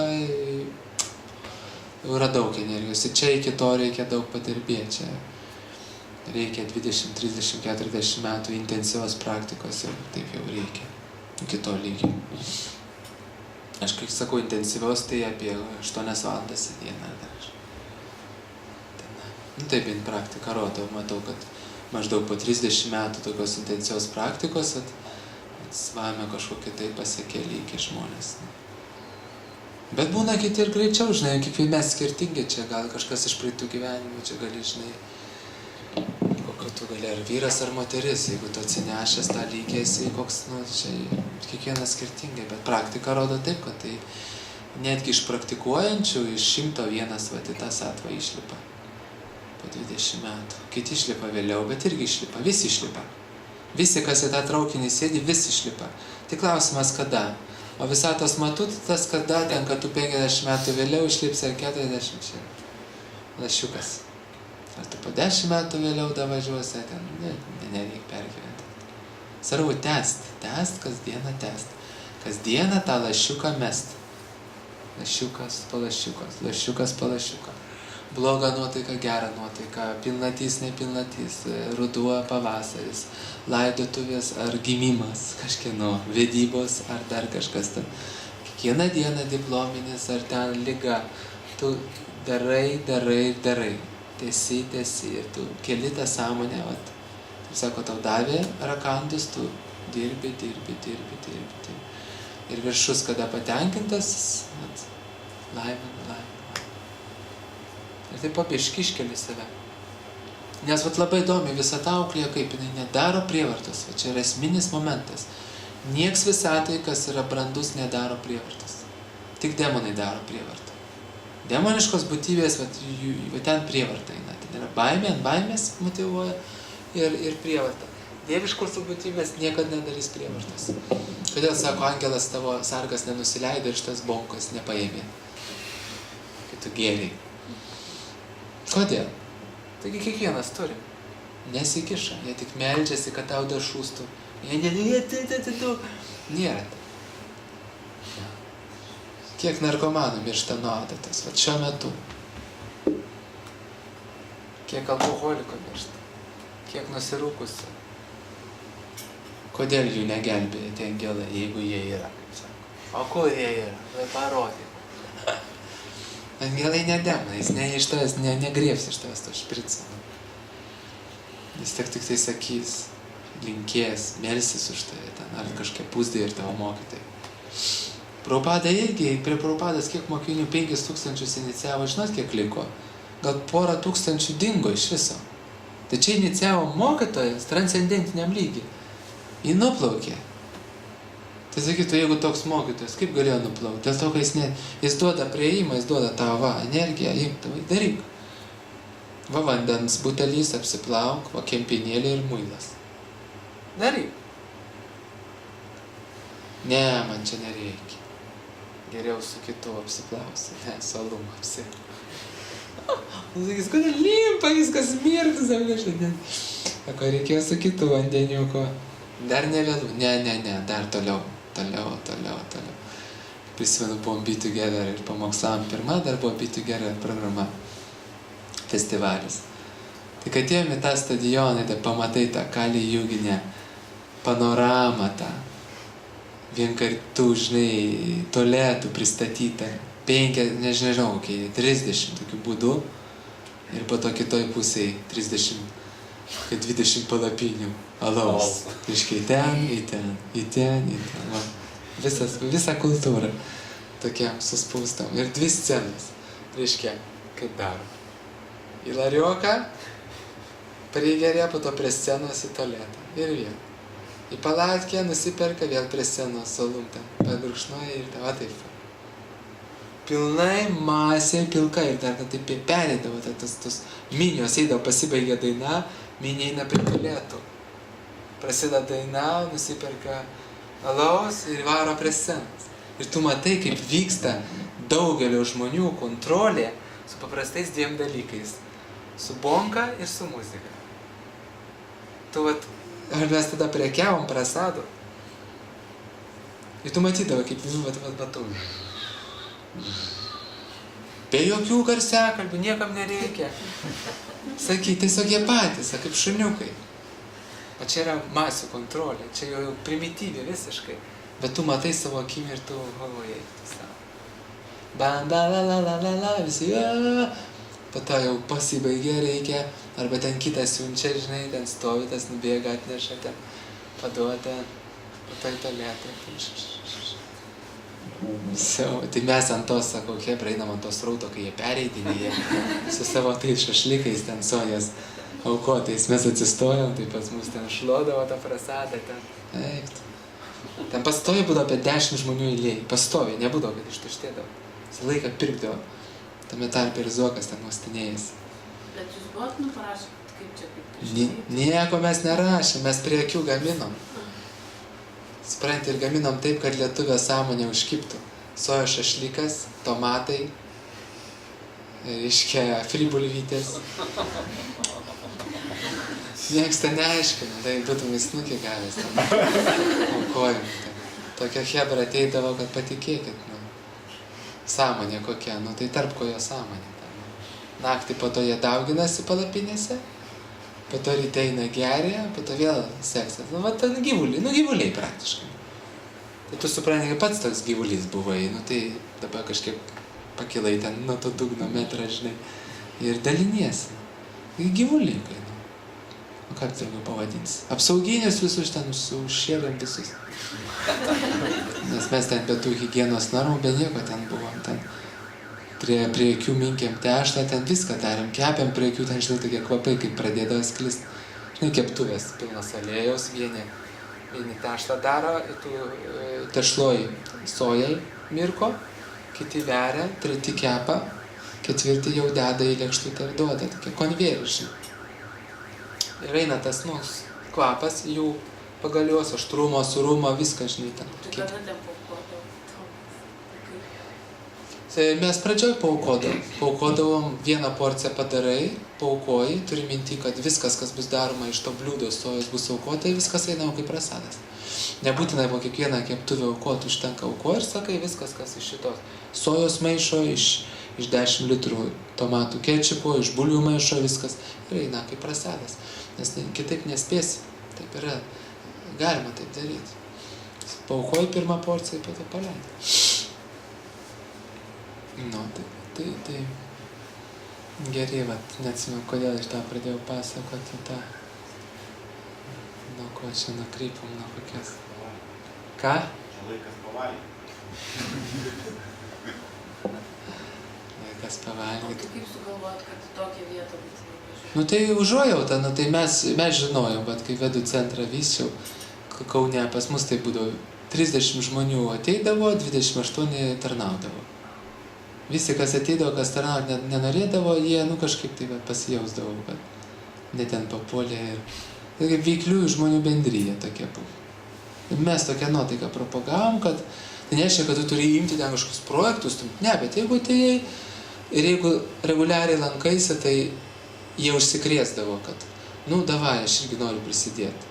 Ir būdavo viena iš programų, tai vadindavom viešam programom, kada tu važiuoji, tie, kurie norėdavo būtent tokiu būdu savo užuojautą išreikšti arba tarnauti Dievui, kaip mes vakar kalbėjom, yra daug būdų, tu gali net nepasirodyti šventyklai, o programuoti puslapį ir kaip sako, pamokslauti per puslapį.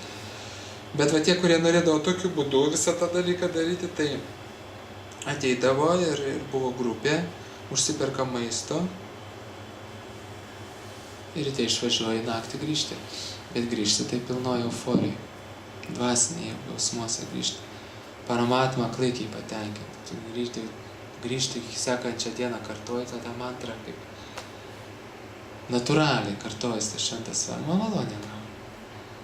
Kiek buvom technotūsose, tundroje, visokiose jagavėdose ir taip toliau. Ritualus darydavom, jagės darydavom. Tiesiog atsistojom prasadai, duodam visiems. Taigi ten narkašinė vaikštam, kur tu ten? Siaubas, kai pamačiau tundroje, ten vienas ant žolės nukrytęs, apsivienęs, kitas. Siaubas, tai tokių nebuvau matęs, tai žinai, narkomanų miestą praktiškai. Tundroje, tą kartą, kai buvau, tai buvo pirmas festivalis, tundra. Jau vien pavadinimas, ne? Daug žadantis. Daug žadantis, ten 4 scenos eina tas tuntururum, vienur techno, kitur psichodelinis transas. Kitur ten elektro, ten dar kažkokie, ir jie daro, žinai, 4 scenas. Ir einu ir žiūriu, dieną visi miega, viskas atvirkščiai, dieną miega, naktį šoka. Visiškai tam agūna apversta, viskas aukštinko. Ir rytais dar matydavau tokių jau, žinai, jau grinai, jau eina tokie, matosi, labai daug ten naudoja narkotikus.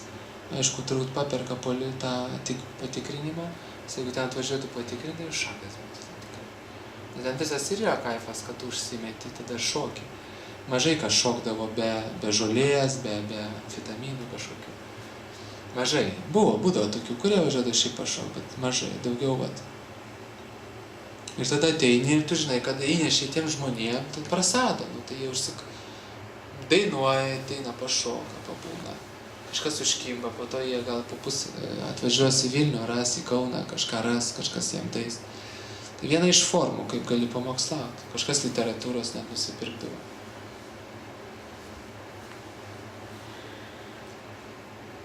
Kai kitiem nepatinka, kiti nori eiti į akademinę aplinką, eina studentams šneka, be jokių ten tų visų intoksikatų, normaliai dėsto.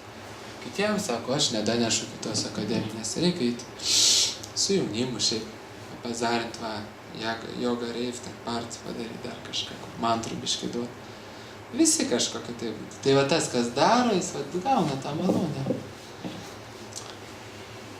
Dėl to labai skatinu visus įsijungti, kažkokį pagalvoti, pamastyti, kaip patys norėtumėt skleisti tą švieselę ir pamatysit skirtumą, realų skirtumą praktiką. Realų skirtumą pamatysit. Į tą satvagūną jinai arčiau, greičiau artės tas šviesus lygmuo. Nes mes, kaip ir vakar skaitėm, ten kažkas meditavo 10 000 metų kartamamūnėse. Bet jeigu tu ne tik užsiimi savo meditaciją, bet dar kitiem padedi, tai tavo meditacija, tu gali pasiekti tą sėkmę per labai trumpą laiką. Šiam amžiui, nes yra šitanė tiesis, duoda malonę. Jis tau duoda tą sėkmę, pažangą, jisai duoda dėl to, kad tu jo misiją sklydi, prisidedi prie jo noro, o jisai nori visus išvaduoti. Ta avatarą nori visus išvaduoti. Šitanė. Jeigu tu į ten dalyvauji, jis tau duoda to, ko tu neturėtum šiaip gauti. Tu ant mėlių augi. Kažkas ten 1000 mečius medituoja, tu mėnesiais augi. Už tave. Tau. Kada bus koks klausimas?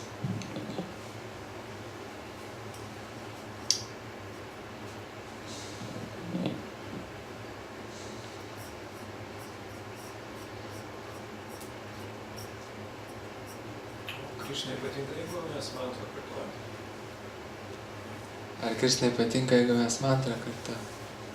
Nu taip. Jeigu jūsų vardą kartuotų. Patiktų jum. Nu, mums patiktų, jeigu mūsų vardą kartuotų.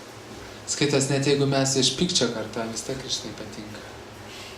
Jam patinka, patinka dėl to, jis žino, kad tuo metu būtybė valasi. Kai iš pykčio. Aš žinau baktų, kurie konkrečiai per patyčias tapo baktais.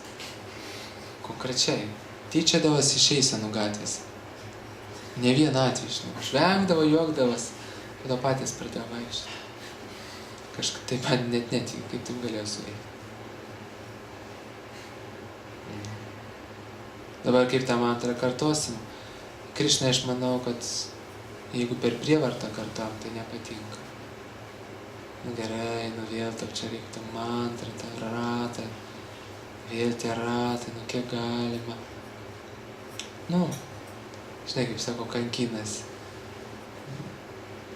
Bet vis tiek tai yra gerai, žmogus daro pastangas, rodo, ne? Dėl to labai svarbu žiūrėti, kad tą mes mantrą kartuotume savanoriškai. Ne dėl to, kad vyras prispaudė, arba žmona prispaudė, ar prieš bendruomenę gėdą. Ar ten dar kažko prisiskaičiau, kokius pragarus keliaus, iš baimės. Ne, natūraliai. Bhakti jogas niekas neįpareigotas praktikuoti.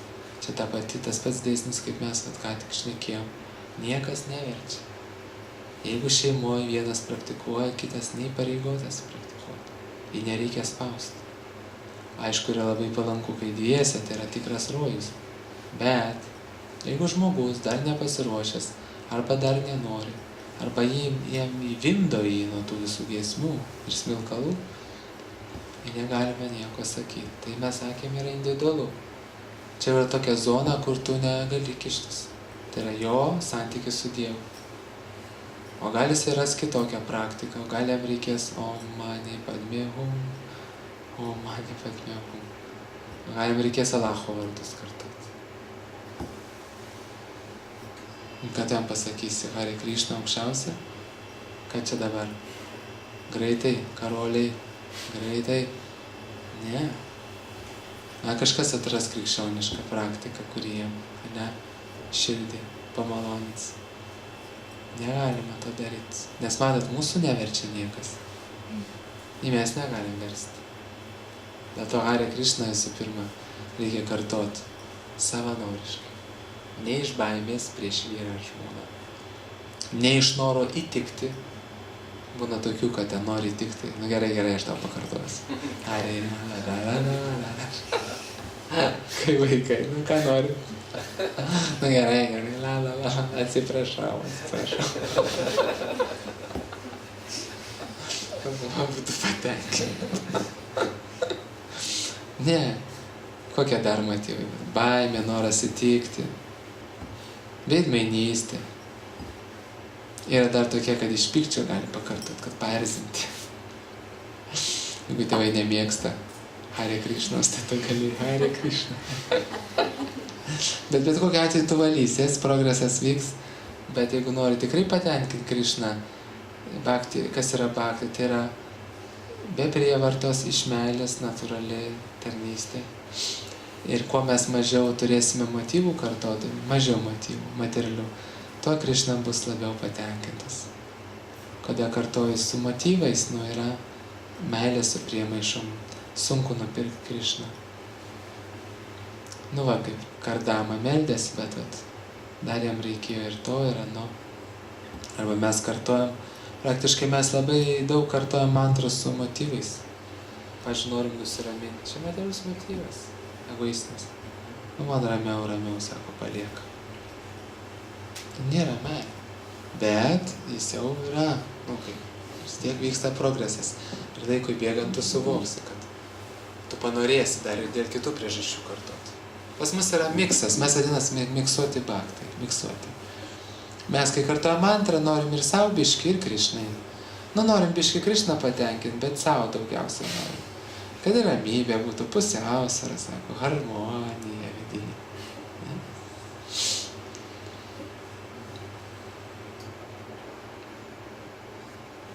Tuščiai kartojasi ir tas matas tai buvo. Motyvas visą laiką yra. Pavyzdžiui, tuščiai kartoti.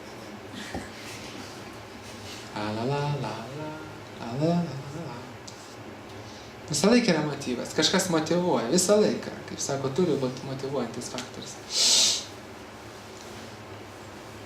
Visus. Kažkas šlovės nori, gali gėdot. Žinot, aš labai daug kartoju mantras. Labai daug. Kiek, šiaip nesakysiu. Bet gerai pasakysiu. 60 metų. Koks paktas. Nieko. Jūs irgi dausi, tik manęs.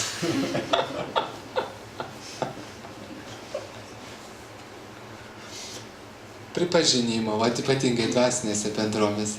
Kiekvienoje bendruomenėje žmogus siekia išsiskirti. Čia yra bendruomenė psichologija. Jūs paimkite bet kurią bendruomenę. Religinę, BMB klubą, MV klubą, politinį klubą, nesvarbu. Žmonių masė, susibūrė per kažkokią jungties tašką. Kažką jungia Dievas, kažką jungia Audi, supranti. Susibūrė. Golfo klubas, dar ten kokių kailinių. Tų šuniukų, dogų klubas, ten kokį ten dar nesąmonės. Rusiškos mėlynosios katės gerbėjai, reiškia, dar atskiras. Dabar žmonės, pratėjo visiškai. Nudėstų klubai, yra, swingerių klubai, Men's Factory, yra čia toksai klubas Vilniuje. Tai jie susijungia. Tai ką tada daro? Psichologija tokia, juk patenka žmonės į būrį, kadangi yra noras išsiskirti, gauti šlovę pripažinimą, jis yra be galo gilus ir jis yra nuo apatinės visatos dugno iki pat viršaus. Čia visi susirgė. Kad gauti šlovės, žinai, kad Dievu pabūti. Tai ką, jeigu ten Audi vertinama, jis nusiperka naują Audi, aišku, visi eina pažiūrėti. Jeigu tai yra MV, tai jisai padaro daug taškų. Pakyla ten į tuos kažkokius lygius.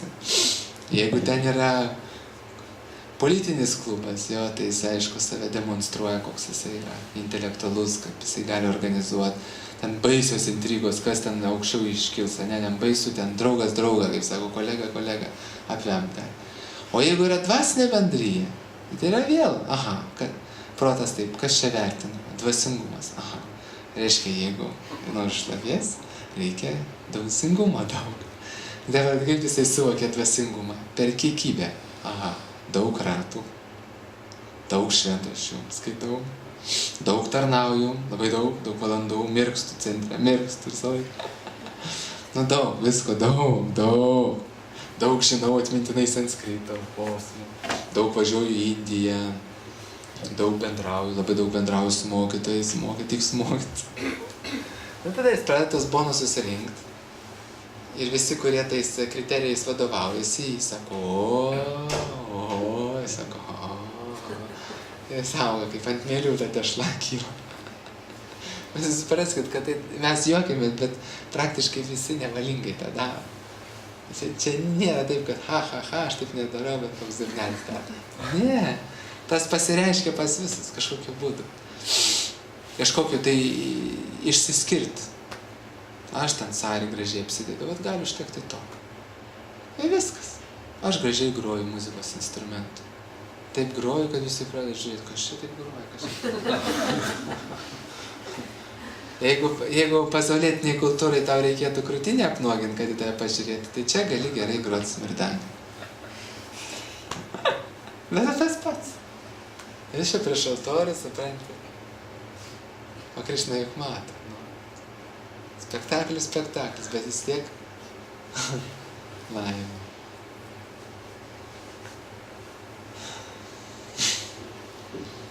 Dėl to čia, kaip pasakyti, bendruomeninis gyvenimas nėra toks lengvas, tai valymasis vyksta.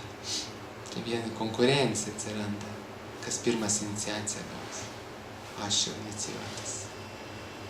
Visi neinicijuoti, 21 tampa inicijuotas. Mano vardas yra koks nors. Gauranga Das. Jau, ne Giedrius, bet jau Gauranga Das. Visi, jis jau mokytą turi, o mes dar neturi.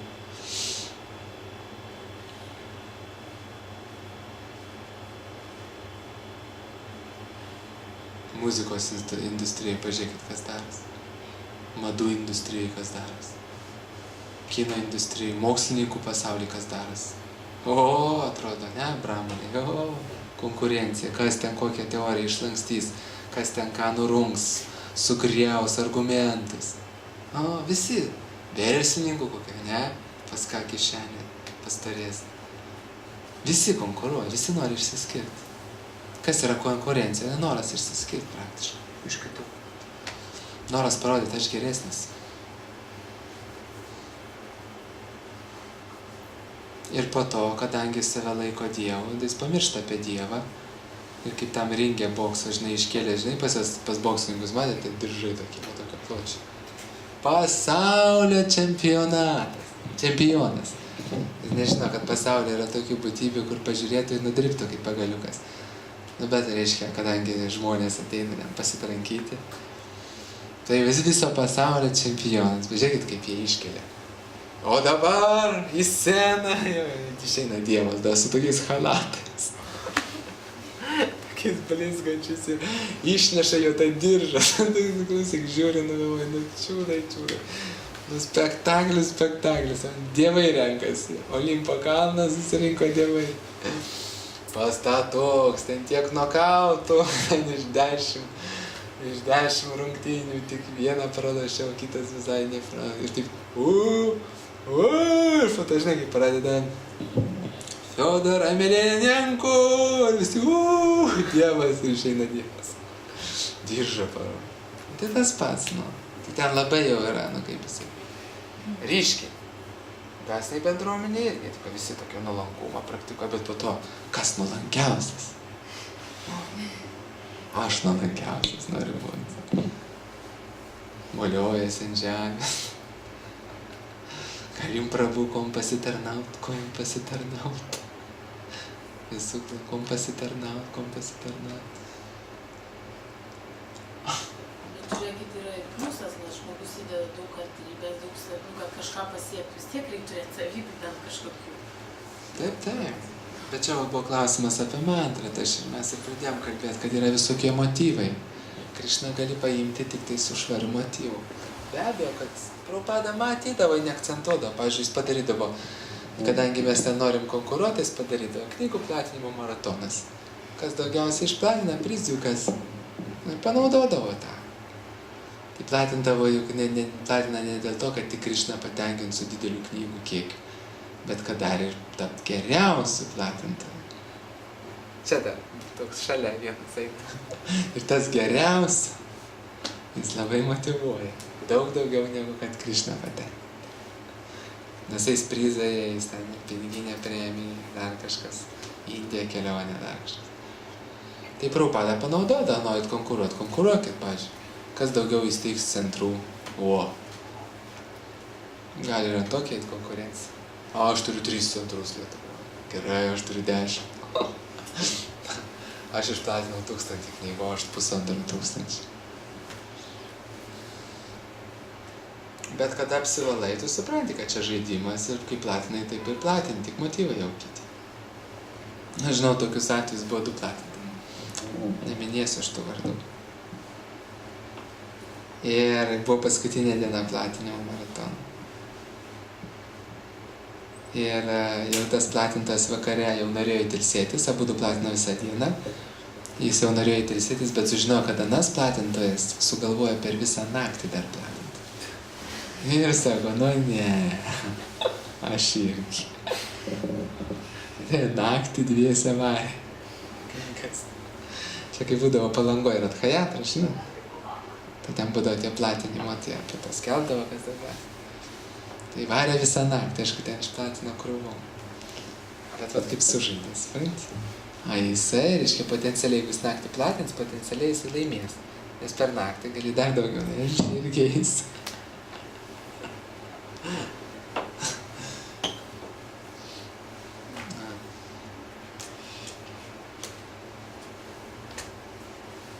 Bhaktivinoda Thakuras, jis melsdavosi, sakydavo, kada ateis tas laikas, kai aš nesidžiaugsiu, kai kitam nesiseka. Čia vienas iš mokytojų meldėsi. Jis tam mums tas maldas rašė. Kada ateis tas laikas, kai aš nustosiu pavydėti. Nes tai yra natūralu, mes dvasiniam gyvenime pavydim viens kitam. Nes mes galvom, kad kuo labiau pažingi, tuo daugiau kaifo. Svarint, mes galvom, kad viskas per tenkinimas prizmėlė. Mes taip žiūrim, o šitas daugiau kaifuoja negu aš. O jis daugiau mantras kartoja, jam geriau mantra einasi, jis jau kalba apie kažkokį skonį. Tu irgi sakai, aš irgi skonį turiu, bet viduje junti, kad meluoji biškį. Bet reikia pasakyti, kaip sakyti, apsipazorinsi. Bet kol neįsitrauki į bendruomeninį gyvenimą, tol nėra tų dalykų taip stipriai. Bet užtenka kolegų, pasakojimų, tai iškart save lygini. Save lygini. O kaip jis, o kaip man. O kaip jam, o kaip man. Ir jeigu tai tik žemiau, labai skauda. Noriu irgi būti tokiam lygiai. Dar bus klausimas. Tas klausimas, bet yra gerai, kada žmonės lygina, sakykime, bet tu žinai savo tą maž lygį. Jei tu vienas būni kažkokį praktikuoji ir... Ar gerai, jeigu pats lygini save su kitais? Jo, tai žiūrint, matai, kaip lygini, būna palygini. Reikia lyginti. Mes turim lyginti, žiūrėk, paskaitai apie Prabhupadą, apie Ačarijas, iškart palygini, supranti, kad reikia dirbti. Nelygintum, galvotum, kad čia jau vierkas. Palygink tais, kur čiucikus vedžioja ir taip toliau. Tai aišku, kad jau su tais lyginsi save, tai jau galvosi, čia labai pažengęs. Bet ir sako, pastoviai reikia pabendrauti su vyresniais, kad biškį galvą nulemti. Nes taip tu čia gali greit labai pasijaust, kad jau vos neačarė, dar susirink tokią grupę ir apsiskelbt mokytojų. Tai šis bus fain. Taip, tai būna, padaro. Ja. Vienas mano kolega yra padaręs tai. Leido ir pėdas platų. Ir vandenį gert nuo tų pėdų. Ir kaip bloga būdavo tiem žmonėm, jie sakydavo, mes valomės. Mes valomės. Nuo šventų pėdų vandenį gert, valomės. Ir jis tą leido su nuotraukas tai ant altoriaus. Ir žiūrėjau, netikėjau, kaip laikui bėgant, iš paprasto bakto pasidarė didis mokytojas. Tai va, lyginti yra gerai, bet dėl to sako Rupa Gosvamis, bendraukit su jaunesniais, su savo lygiais ir su vyresniais. Kai bendrauji su jaunesniais, kas atsiranda užuojauta vaistas. Ja, gaunam malonę. Aš nekėjom apie tai. Iš dugno tam. Kai bendrauji su savo lygiais, turi apie ką pabendrauti, nesijauti vienišas. Nes su jaunesniu negali pabūti toks, koks esi, su vyresniu irgi negali ten per užpakalį, žinai, pasidaužyti. Su lygiais padraugauji. O su vyresniu tu gauni tobulėjimą. Tai va, visi trys. Jeigu kažkurio nėra bendravimo, žmogus neprogresuoja teisingai. Turi būti visi trys. Rasti savo vyresnį kažkaip aktą. turėti draugų panašiam lygiai ir būtinai jaunesnė, vat išeiti į gatvę kažkur. Tada iškart auga žmogus. Jeigu jaunesnių nėra, širdis kietėja, jeigu draugų nėra, vienatvė ateina, jeigu vyresnių nėra, grybaut pradėti. Iš karto eina defektas. Nerandi draugų, nerandi, bet ar ten vyresnių nerandi, nerandi, nes tu vyriausias esi. Bet jaunesnių visą laiką esi. Bent pradėk nuo to lygio, bent jau su jaunesniais. Atsidarai tada savo mokyklą.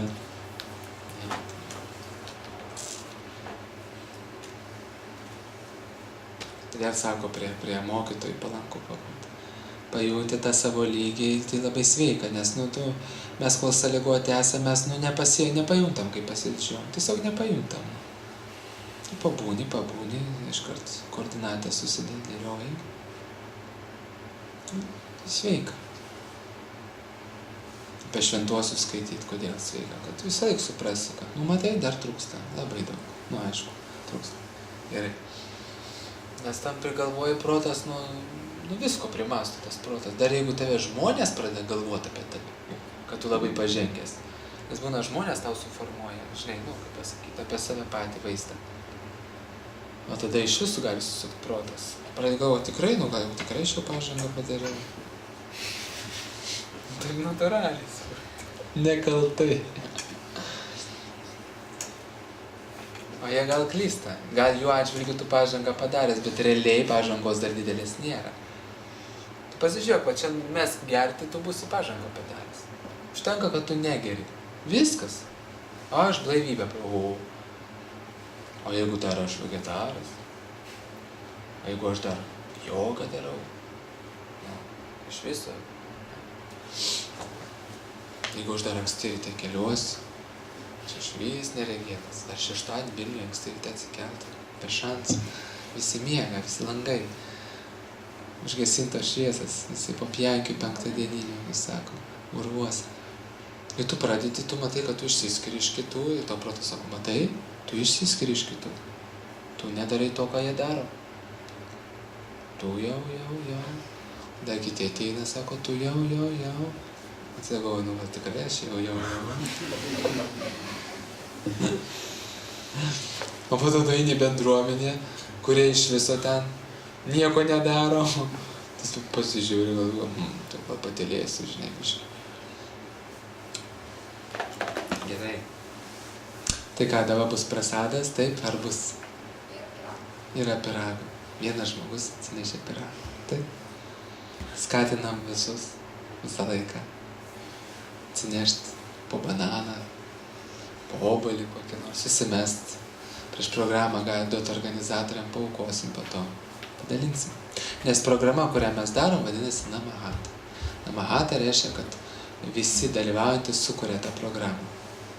Tai reiškia, per kirtaną nemiegam, o dalyvaujam kirtaną. Taip? Ne va taip? Viskas gerai, bet tu tempi, tai turi tempti. Nes jisai atsipalaidavinėja, o tu jį turi pumpuoti. Aš sakau, kaip yra. Bet kada mes dalyvaujam, tada jūs padedat man, aš padedu jums. Visi sukuria stipresnę atmosferą. Čia nėra relakso klubas. Mes tuo metu garbinam, o ne garbinamės. Mes garbinam Dievą, reiškia, visi dalyvauja garbinam. Kad Dievą garbintam neužtenka ten. Irgi gerai, bet yra delnai, yra instrumentai. 3 metai eina, tai ačiū Dievui, vat Ieva mokosi dabar būgnų. Atvažiuoji, nieks net būgnų, tai labai sunku vesti. Jūs nesidėjo, kaip yra sunku vesti kirtaną, kai net būgnų nėra. Arba kai pusė miegančių yra medituojančių, atsiprašau. Tai nėra labai sunku, bet jau pripranti, bet tai nėra garbinimas tikrai ta žodžio prasme. Reikia aktyviau. Nereiškia, kad judėt, šokt ar kažką, bet taip pasistengti neužmigti. Aš žinau, kad atpalaiduoja. ateina geros energijos, bet pasistengti aktyviau, dalyvauti tame dalyke. Toliau, ką tai reiškia namata? Jeigu yra maistas, tai nereiškia, kad kažkoks vienas virėjas ten už durų pradės daryti maistus ir ten visi svaišinti. Iš kažkokių tai išteklių, nežinom, suprantate. Berybių išteklių jo. Ten tarsi už durų būtų ten kalnai bulvių, daržovių, kur niekad nesibaigė. Jis ten daro ir neša. Tai ką reiškia namata? Visi susineša. Visi susineša, paaukojame ir išsidalina. Reiškia, čia kaip suneštinė programa yra, visi susidalina. Aš tik sakau, kad tai yra palanku, gali to nedaryti, bet tai tokia yra tradicija, tai pasijunti, kad tu prisidedi, žinai. Kai reikia sutvarkyti, ten pykšt, gerai jau, oi, kaip vėlai jau reikia, tai jau reikia. Padės sutvarkyti, jeigu gali padėti. Tai graži programa. Nes taip centrai kas? Išaugina parazitus. Kas atsitinka? Žmonės laikui bėgant, aš tai kalbu, bet suprasit, ką aš kalbu. Laikui bėgant žmogus pripranta ateiti ir, tiesiog taip, paplūduriuoti. Aišku, jeigu tu pavargęs, tau nėra nuotaikos, be abejo atsisėsk ir medituok, mėgok ten, ką nori daryti. Bet juk ne visi tokie. Ir jeigu mes centro yra, kaip aš suprantu, centro tikslas yra žmogui įkvėpti ar paskatinti jį prisidėti. Kai mes šnekėjom apie tas tarnybas, tavo tarnyba gali kartą į mėnesį per programą atnešti pyrago. Ir kitus pavaišinti. Va čia gali būti, ar čia yra užuojautas jau praktikavimas. Tai gali būti toks. tą labai skatinu daryti, nes yra centrai, kur jau taip išsivyščiusi tradicija, kad ten, taip, keletą etatinių jau ten darbuojasi po prakaito, kiti atėjo, sveiki, visą, iki kitą kartą, haribal.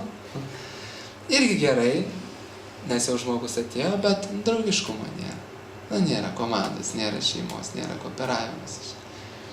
O kada visi, tai tas, trečias susimeta, taip tokia susikūrė atmosfera labai šilta. Tai aš čia nekritikuoju, bet tokias gairės, pasiūlymas toksai. Labai malonu pagaminti kažką ir atnešti kitiem, tai yra labai gera, dušai palieka po to. 3 rutuliukus susuk, bananų kilogramą nupirk, ar ten obuolį atnešk. Galima daryti stalą, dedamas stalas, viskas sudedama, kol giedam aukojasi. Po to po paskaitos apsėdimas vyksta. Na gerai, valgysim dabar pyragą.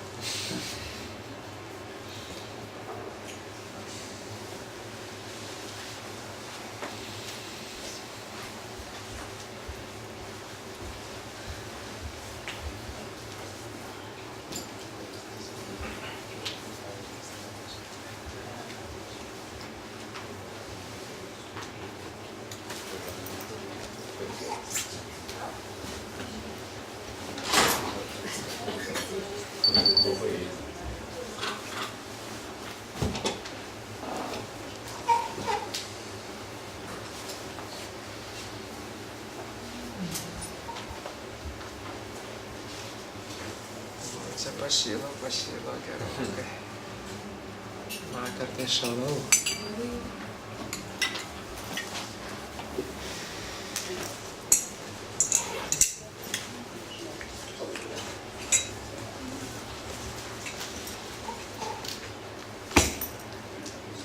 Važiuosi namo? Labai noriu važiuoti. Noriu grįžti. Vakar vėlai jau vakar.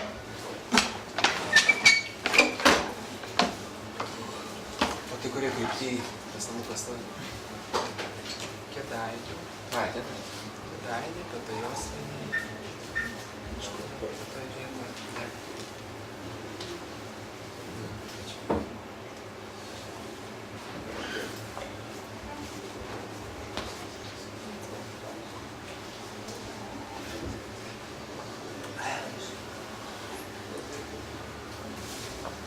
Ten, kur tas vienuolynas, bratrio Palakos. Ten, baktai, kur Aš girdėjau, kad kažkokiais kažkokį tai namą atidavė, nes senai kažkokie tai dabar steigia centrai, steigia.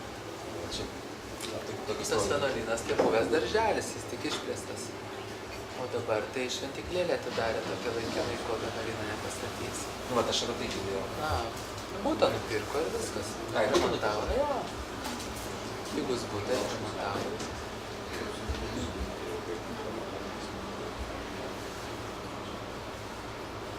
Kitais atsižioja čia, praeina pastoviai. Nu jo, bet Reikia grįžti. dabar dirbi pas kirpyklą kokią nors. Nuomonės darbo vietą. Ai, nuomojas. Jo, tai gerai, bet čia jau pasisydė dabar. Čia jau tai... O tai atskirai privačiai dirbi, ne?